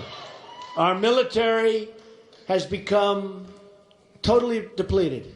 We have jet fighters where we get parts from plane graveyards. You've seen it. It's all over television. We get parts for our current fighters. Right now, we're getting parts at museums. We're taking them off old airplanes. Yesterday, I believe it was yesterday, 2 planes crashed. What are we doing, folks? What are we doing? Where have we come and where have we gone? Look what's happened to our country when you see this happening. Secretary Clinton calls for amnesty in her first 100 days and expanding these dangerous Obama policies. Well, she wants to get more voters, is truth, and he wants to get more voters. And I would say that's true. Actually, good point. I'm glad you made it, if you want to. Policies. Really demonstrates her deeply alarming willingness to sell out the security of the American family to advance her political and financial interests. That's what it is. You have her donors, her backers, her special interests that want to see this happen. Not for our country. They don't care about our country, but for other reasons and them. Her immigration plan is not only dangerous for all American families, but previews an administration that will once again defy the will of the people. The people don't want this to happen. The voters don't want this to happen. That's why in Iowa, folks, you have to understand, we got to be done. And it's not going to be treated fairly by the press. It's not going to be treated fairly by the press. We're bucking the press. You know, an interesting thing happened. I was in Florida. We had these massive crowds, and you saw that in Jacksonville, in Daytona, massive crowds. Thousands of people had to be turned away, but massive crowds. And one of the events, a beautiful baby was crying. And I mean crying like you wouldn't believe. This baby could have been Pavarotti. In fact, I'm going to find out who that baby is. I'm going to make a deal with the parents because we can take that baby to training school and it'll be the next great Pavarotti. This was a beautiful baby and beautiful mother. And the baby was crying. And I jokingly said, you know what, that's okay. Let the baby cry. We love babies. You know, something to that effect. Love babies. Then about 2 minutes later, it didn't stop. It just went on. And I'm trying to speak in front of thousands. We had thousands of people in the room. And I said, all right. I actually said the first time, all right, keep the baby here. Don't worry about it. Then after about 2 minutes, I said, you know what? I'm going to counteract my order. Beautiful baby. If you take her outside, that's not so bad. That was it. The whole place laughed. We had a good time. The press came out with headlines, Trump throws baby out of arena. So dishonest. I mean, these are dishonest people. I could give you 20 stories like that. But think of it. Everyone's having fun. We're smiling. I'm waving. Everyone's having fun. But they say Trump throws baby. You know how terrible that is? It's such a lie. And they know it's a lie.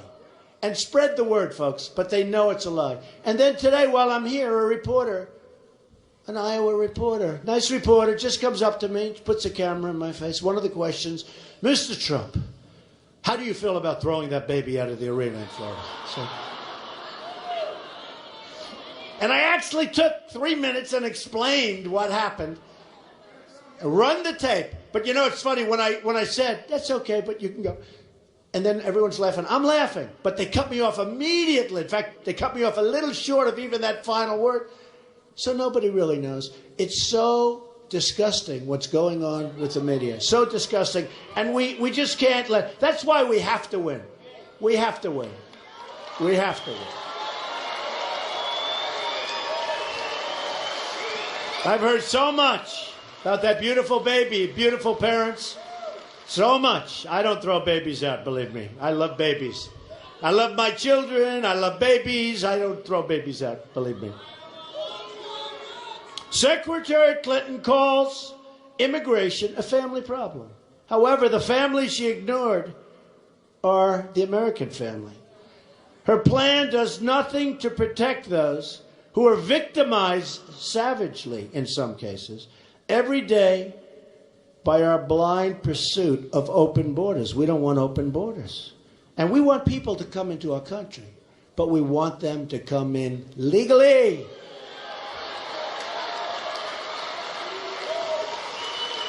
Every American family, and these are the agents, these are the people that really know. Every American family should be alarmed that her plan leaves their children vulnerable to drug cartels that control the Mexican border. True. You read about it, you see it every night. Last year, 150,000 people were killed by these ruthless criminal organizations.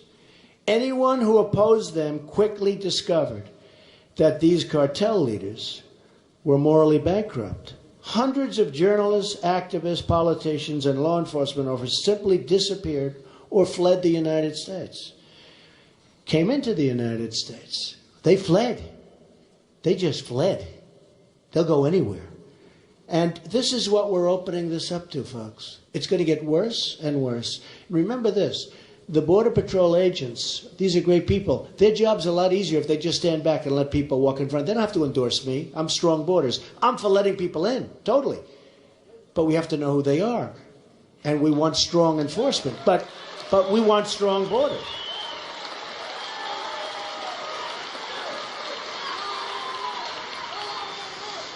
Clinton's very candidacy and the amnesty she promises is luring families into the United States and wrecking innocent lives. We know that. You see it. You have it here.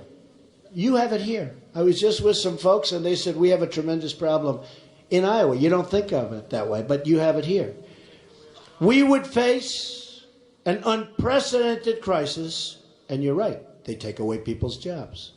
They're taking away Americans' jobs. We have American people that can't get jobs. We have a big problem. The real unemployment rate is probably close to 20%. People look for jobs, they can't find them. They go back home, they work, and they can't find them, and they give up, and they're statistically taken off. And then you have these phony numbers given. We would face an unprecedented crisis if she was elected and allowed to implement this open border plan. Cartels and Islamic extremists would quickly manipulate this chaos. And let me tell you, radical Islamic extremism, it's going to come right through there, and it already is. Many people have said it, they've seen it, and it's coming in because it's the easiest place to get in. Very simple. Clinton has pledged to close detention centers, release immigrant family members, and offer American citizenship to these people. They're going to get Obamacare, but they won't because it's going to be terminated. Okay, so don't worry. I think it's going to actually fall of its own weight. Did you see the numbers, the increases in the numbers? So it's not going to work anyway. Honestly, I always say repeal and replace Obamacare. No matter who, it can't work. It can't. It was all a big lie. Remember the professor that came up with it and he conned everybody? A couple of years ago when he came out, he was bragging to some of his friends. Unfortunately, one of his friends had a cell phone going, a camera, and they saw it was a whole hoax, right? But it's going to fall anyway because you look at the numbers, almost 60% in Texas. It just came out. Almost 60% increase in Texas. And I'm just looking at other states. The numbers are incredible. The big numbers are coming out on November 1st, 8 days before the election. November 1st. And they're trying to delay those numbers 1 month because they are election-changing numbers. And they're disgraceful. They're disgraceful. She mysteriously chose to ignore the lessons from recent terrorist attacks in San Bernardino, Paris, Belgium, Nice, Orlando, London. How about London? How about these places? Look what's happening to our world. A friend of mine loves France, goes to France a lot, and always loved it. And I hadn't seen him in a while. I said, how'd you like France? He said, I didn't go. France is no longer France. I don't go to France anymore.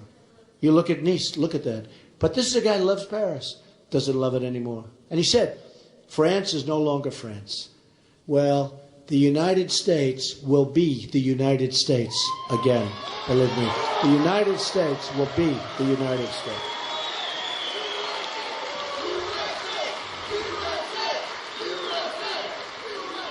We believe, these again, border agents, we believe that once the American public reads Clinton's immigration plan, they will agree it is weak, dangerous, panders to the extremists, and will result in their families and communities becoming vastly, vastly less safe and much more at risk. Simply put, the plan is a catastrophe and will threaten countless Americans, and in my opinion, will threaten our country. I just want to, and that's the National Border Patrol Council, 16,500 members. So we've got to be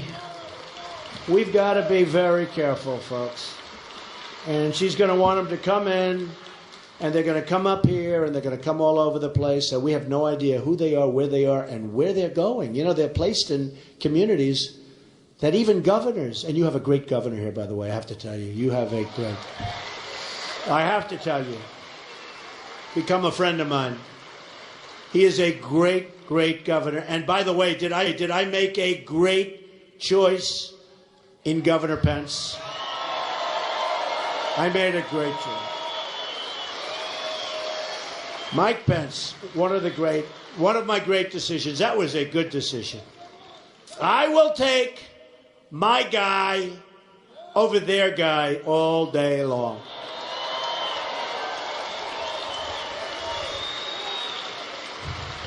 You know, Tim Kaine, when he was governor of Virginia, the first thing he did, or one of the first things he did, I think it was in the first week, very early on, he raised taxes in the state of Virginia, governor of Virginia, raised taxes in the state of Virginia, $4 billion. Not too good. Unemployment almost doubled, might have more than doubled, but unemployment went through the roof. And it was a disastrous 4 years. And when she picked him, I said, oh, that's too bad, because we're doing well in Virginia. I have a lot of property in Virginia, and the people are great people. Virginia's a great place. And I said, that's too bad. She picked somebody, he must be very popular. He's not popular in Virginia. He raised taxes, and he had huge unemployment. Now, Mike in Indiana, AAA bond rating, taxes reduced, vets were taken care of just about better than any state. Jobs were given to vets. Number 2 in the country is going to make it, probably before this all happens, he's going to be sort of maybe going the back channels to get to be the vets be number 1, because he is working so hard doing what we're doing now. But as governor, he took care of the vets. I think it was in 32nd or 34th place in terms of the vets looking for jobs. And right now it's number 2. And he's got the mechanisms in place for it to be number 1. No, he's good.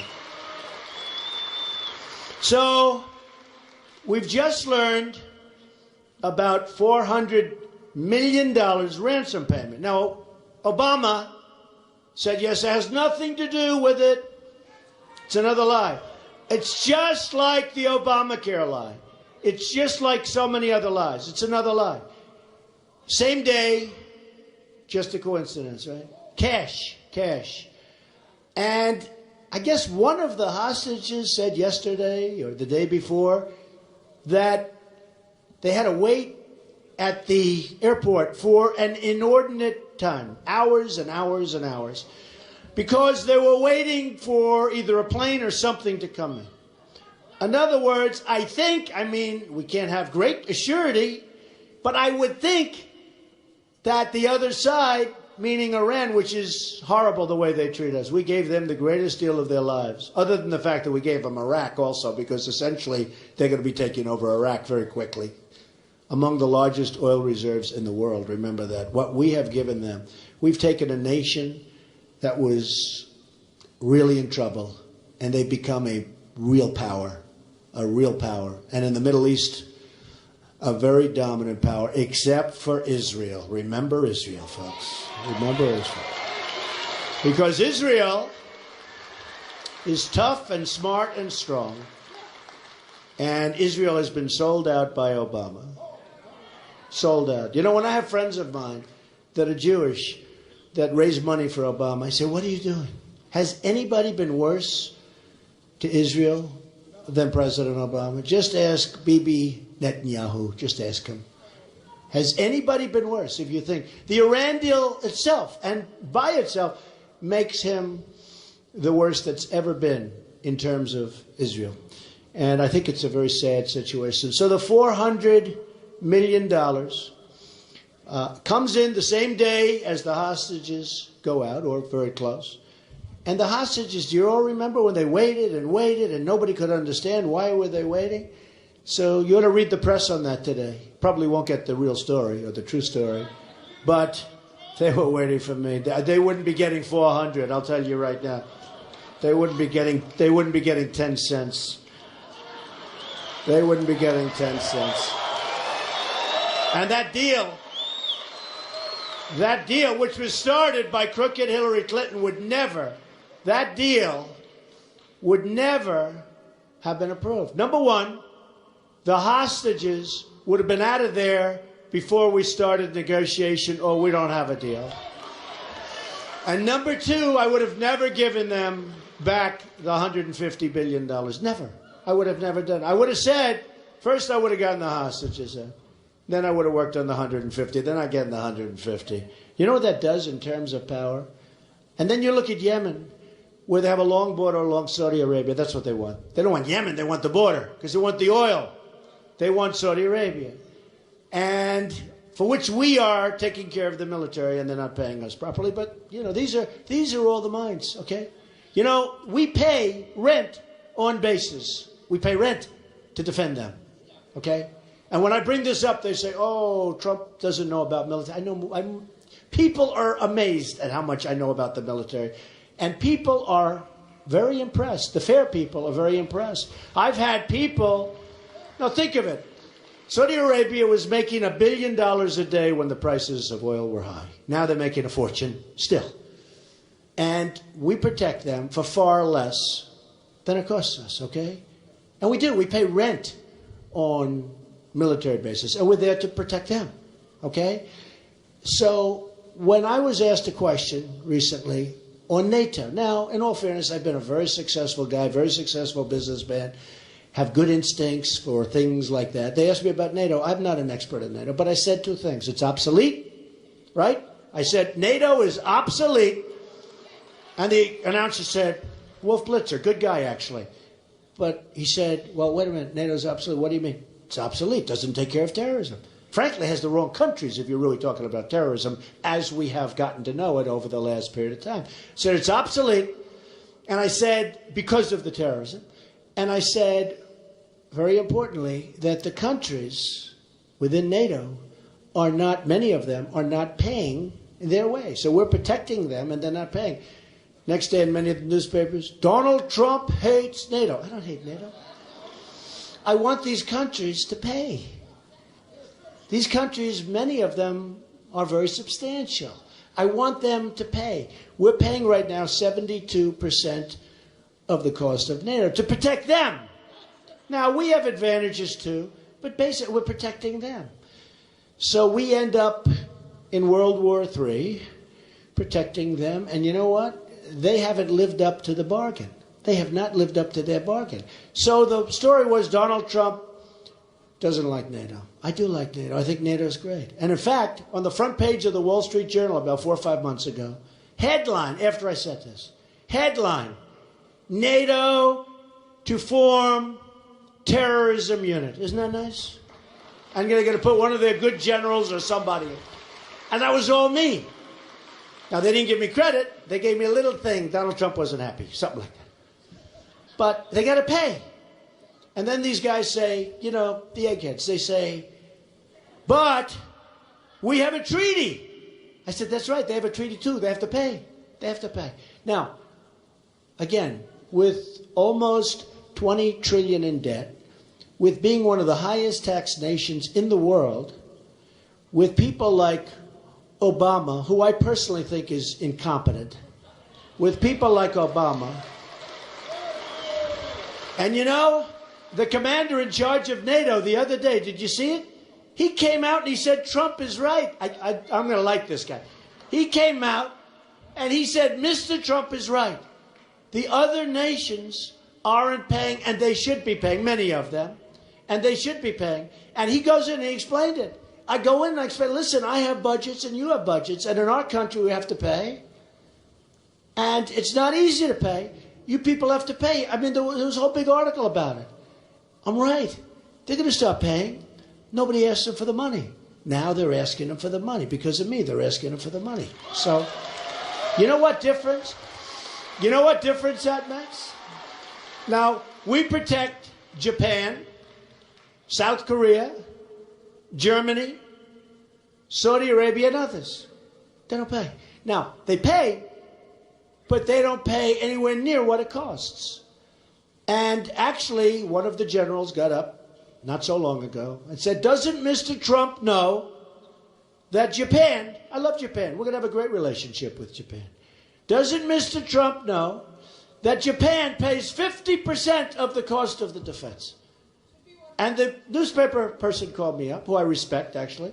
So, Mr. Trump, they do pay 50%. I said, why don't they pay 100%? You know what you're talking about in money? You know, you talk about budgets, and you know the kind of money that we're spending? And for years, I've seen our military budget is many, many times more than China, more than everybody else. And I used to say, that's good. But I was surprised. You know, why would it be? Well, it is because we protect all these countries. And that's okay. I think that's great.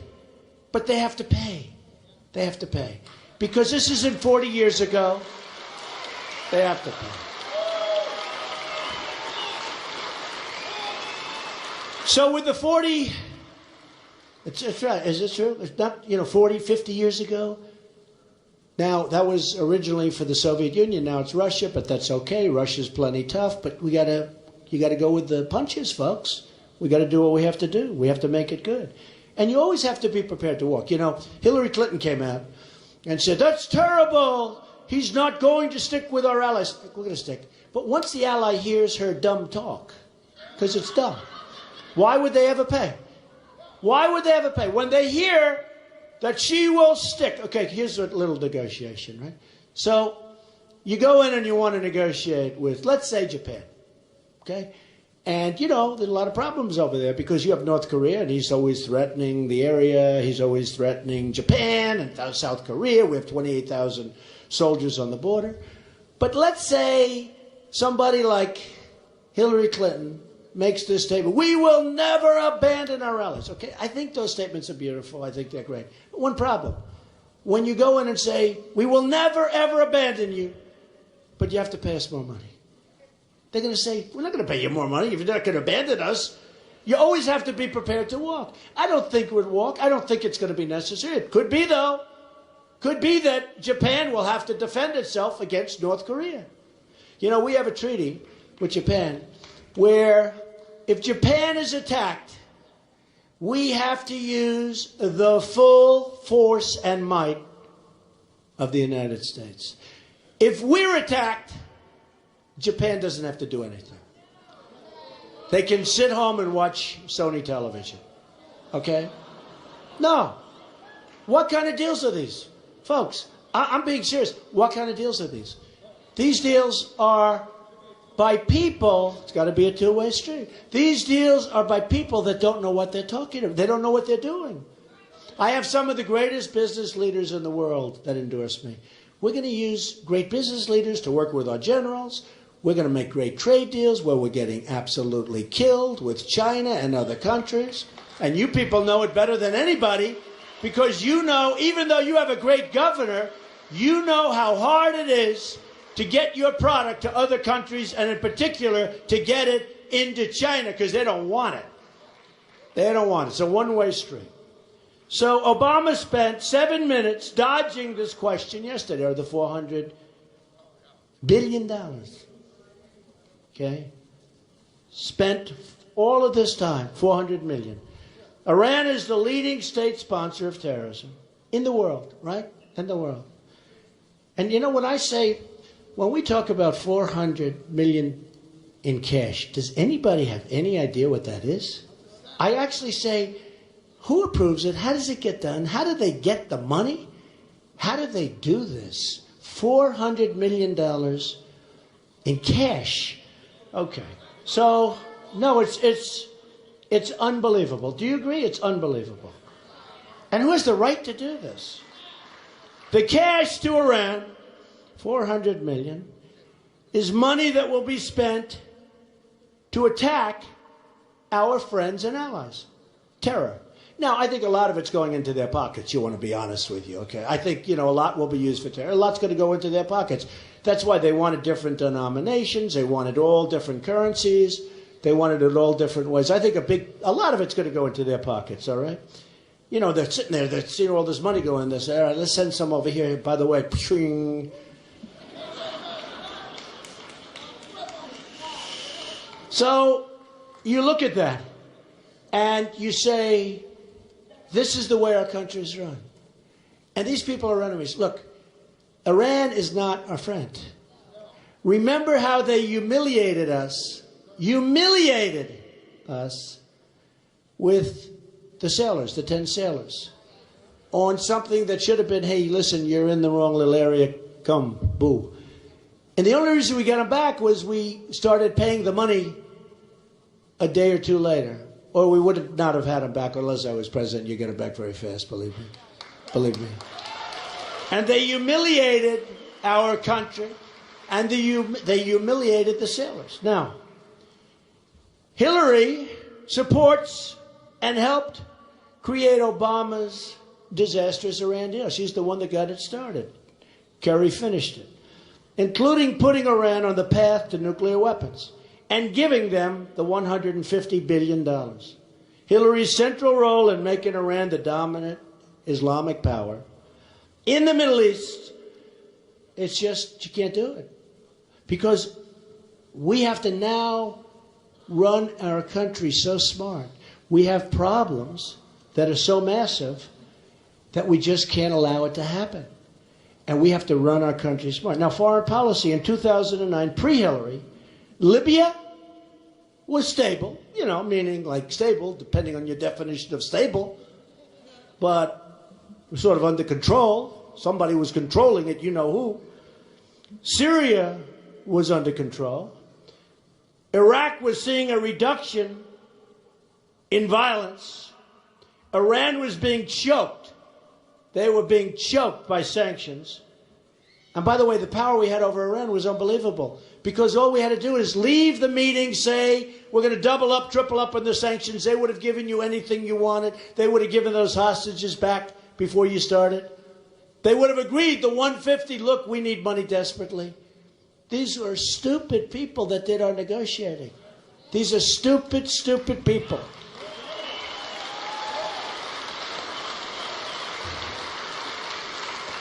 ISIS wasn't even on the map. ISIS wasn't even on the map.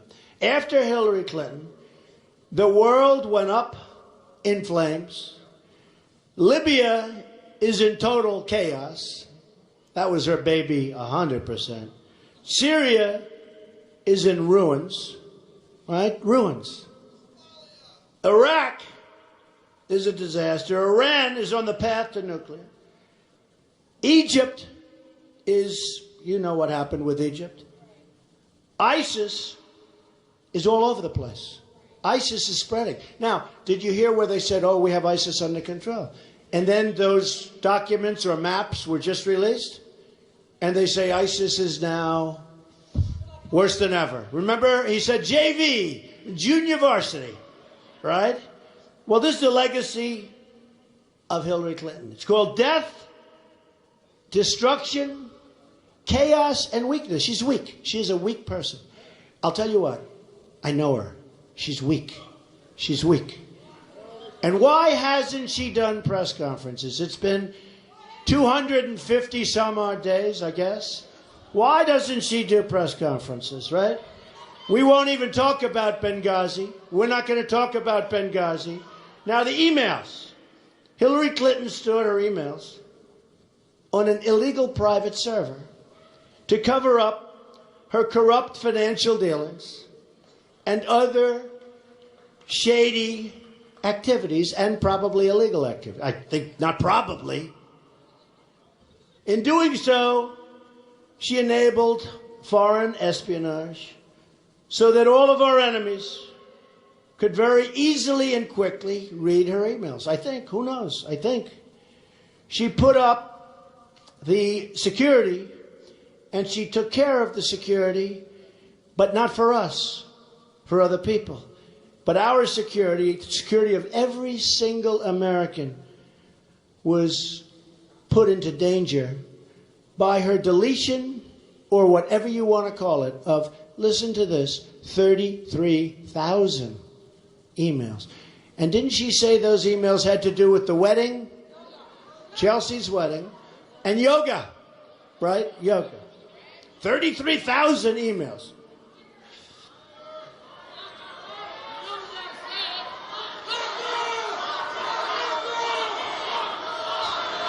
She lied about it.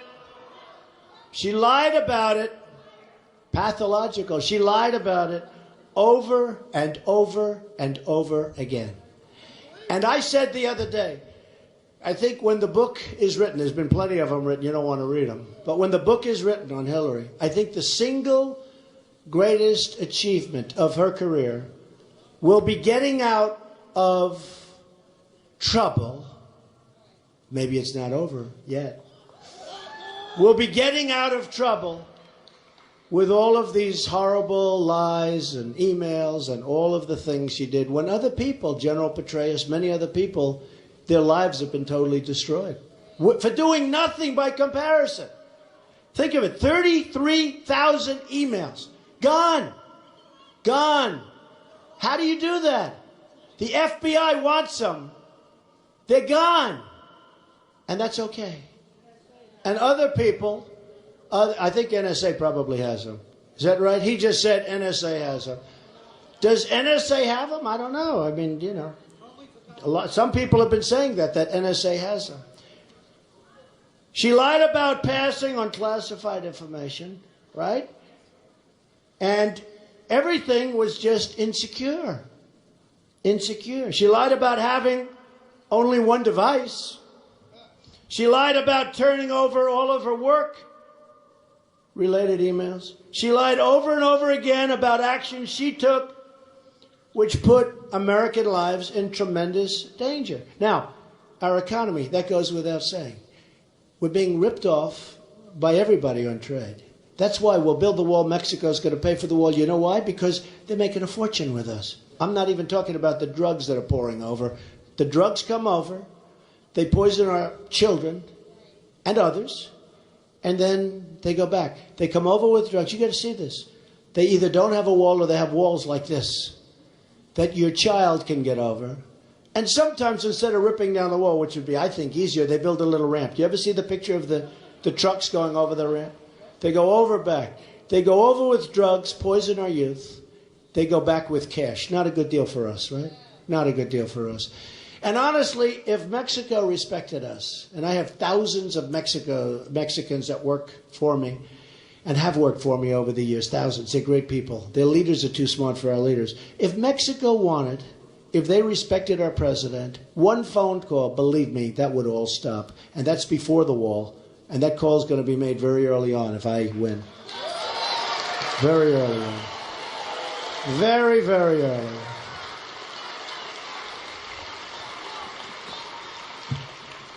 So you look at what's going on trade. You look at China. You can't deal with China. Manufacturers that I know, they can't get their product into China. If they do, they have to pay a massive tax. Whereas China sends their product into us like nothing, and they continually devalue their currency. And by devaluing their currency, it makes it impossible for companies from Iowa and from every other place. You look at what's going on in Michigan. Look at what's going on in upstate New York and Pennsylvania and Ohio. They make it impossible for other companies to compete. They make it impossible. You can't get your product in, and if you get it in, and by the way, if you really get it in, they want you to build everything over there. They don't want it from our country. They take advantage of us like Boeing, like GM. They take advantage of us like nobody has ever. They're abusers. They're abusing our country. Now, they're friends of mine. Do you believe this? I have one of the biggest banks, the biggest bank in the world as a tenant in one of my buildings in New York. I sell condos to the Chinese all the time. I do a lot of business. I have a big stake in the in the Bank of America building in San Francisco. Big stake. That came through by way of China indirectly. 1290 Avenue of the Americas, one of the biggest office buildings in New York. among the biggest floor plates in New York, big floor plates as big as this room or bigger. And all through China. We can do great with China. China can't believe they're getting away with what they're getting away with. Now, we have a trade deficit with China of $505 billion. Trade deficit. How stupid are we? We have a trade deficit with everybody of almost $800 billion. Now, that's what's reported. That means it's more than that. We can straighten this country up much faster than people understand, because when they do what they have to do, okay, and the reason they have to do it is because if they don't, we have very strong economic powers, because we're the piggy bank that they come in and they suck our jobs away, they suck our money out. We have tremendous economic power. And China will do the right thing. And other countries will do the right thing. Japan, look at that imbalance. Look at that imbalance. We send them beef, right? We send them from Iowa beef. They send us hundreds of thousands of cars. Hundreds of thousands. The trade imbalance is massive. They'll do the right thing, but somebody has to tell them to do the right thing. It's just like NATO. Those countries will pay, or you'll make a deal of some kind. You'll make a deal, but somebody has to be smart and tell them what we have to do, okay? So here's the story, folks. Here's the story. So I'll start, and I've said it, and I love it. I've developed so many great friends in Iowa. I've had anyway, but so many great friends because I spent so much time in Iowa. And I learned a lot about the world of politics from Iowa. I don't love the caucus system, by the way. I could do without the I like a vote. I like when you walk in and vote and leave. Not when somebody takes your people and they wine them and dine them. Let's go have dinner. Let's take a flight. Would you like to see Iowa from a helicopter, right? No, I like this, but the caucus system.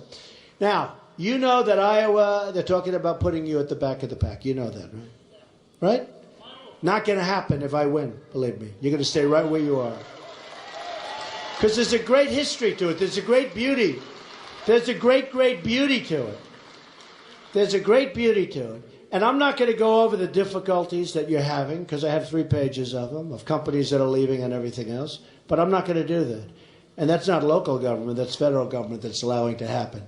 But I will say this.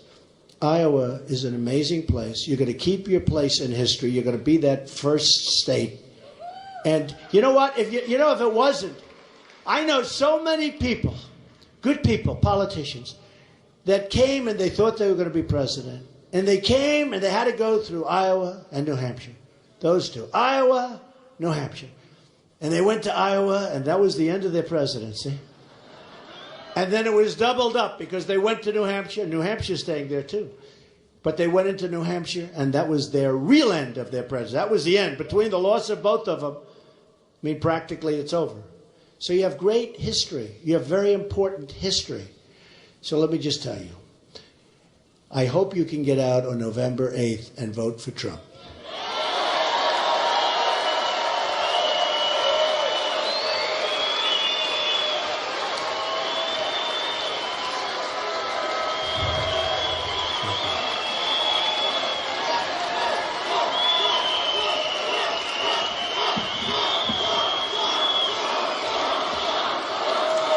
Thank you. And if you don't like me, that's okay. Vote for Pence, because it's the same thing. Great guy. So I hope you're going to vote for Trump. Remember, you've heard it. Supreme Court justices, okay? You're going to get, we're going to be Venezuela, large version. Supreme Court justices. Judge Scalia is gone. That wasn't supposed to happen. So you have 1 before you start. Now you're going to have, could be 3, 4, could even be 5. There's a scenario, where it could be 5. It will be probably the most judges ever picked by a president in a 4-year term. So I only say this, folks. Judges, protecting your Second Amendment, so important. So important. Protect your Second Amendment. So we have justices of the Supreme Court.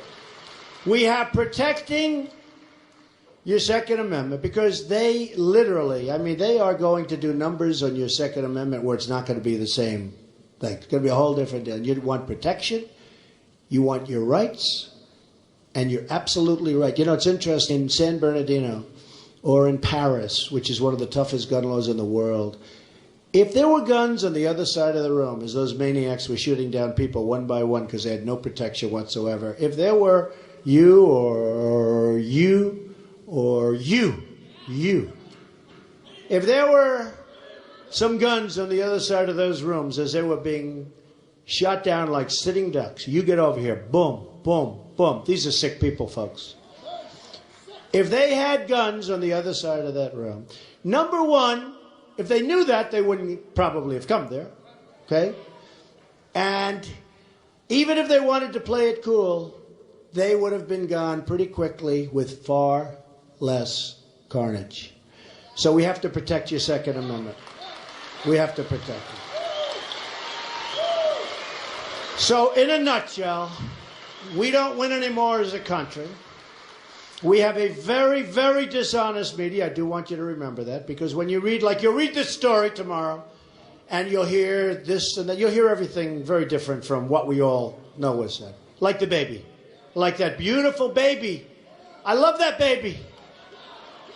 I love that baby. But you'll hear very different. The level of dishonesty is incredible. Not all, but just about getting pretty close, getting worse and worse. And I've heard this is going to happen. I've always heard if you're a very successful person, you can't run for the presidency because you've done so many things and so many deals and so many everything, and you've won a lot. You've won, and you know, people don't like you when you win. They don't like me. I mean, look at me. I won, and some of these people don't exactly like me, right? Which is fine. I mean, it's fine. Which is fine. But listen. I've always heard you can't, and I understand. But we need a certain mentality so that we can negotiate great deals. We have to negotiate. Our country's in such trouble. But we're going to win with our military. We're going to knock the hell out of ISIS, okay? Knock the hell out.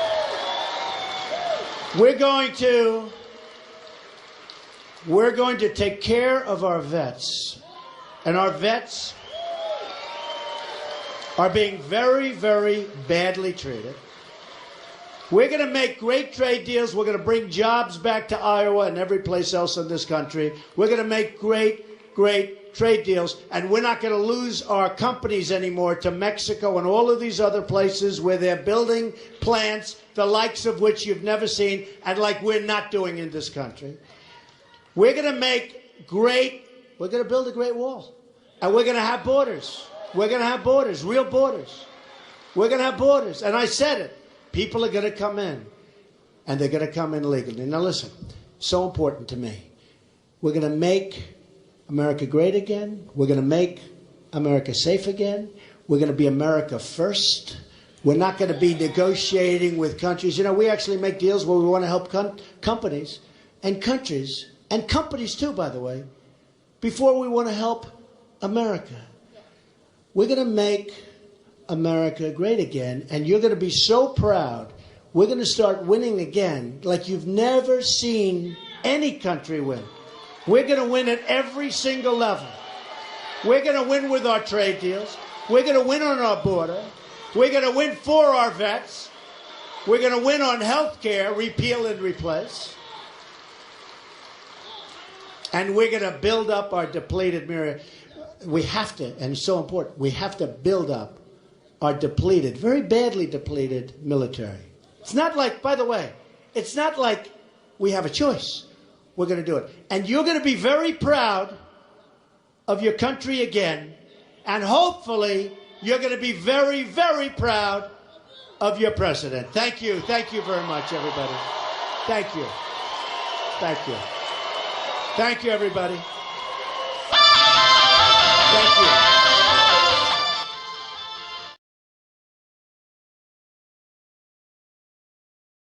All right, thank you very much, everyone, for joining us. This was from earlier today, but we couldn't stream it because we were having technical difficulties, and I apologize for that. I'd like to give a special shout out to Roosevelt, one of our moderators. We appreciate you very much. And I hope that if you're new to our stream, you hit that subscribe button and you join us. You also hit that like button. It helps us out a lot. You follow us on Twitter and you like us on Facebook. All the links are in the description. There is another Trump rally tomorrow. If you want any information, go to our main channel, click the golden G, and it'll take you to our main channel. You can set the notification on there. We hope to see you guys tomorrow. Have a good rest of your day, evening, morning, good night, depending on where you're at. Until tomorrow, we hope that you guys join us. Check out any of the rallies that you might have missed. We also have some videos that we made ourselves. Everything is on the main channel. Have a good night, guys. Peace.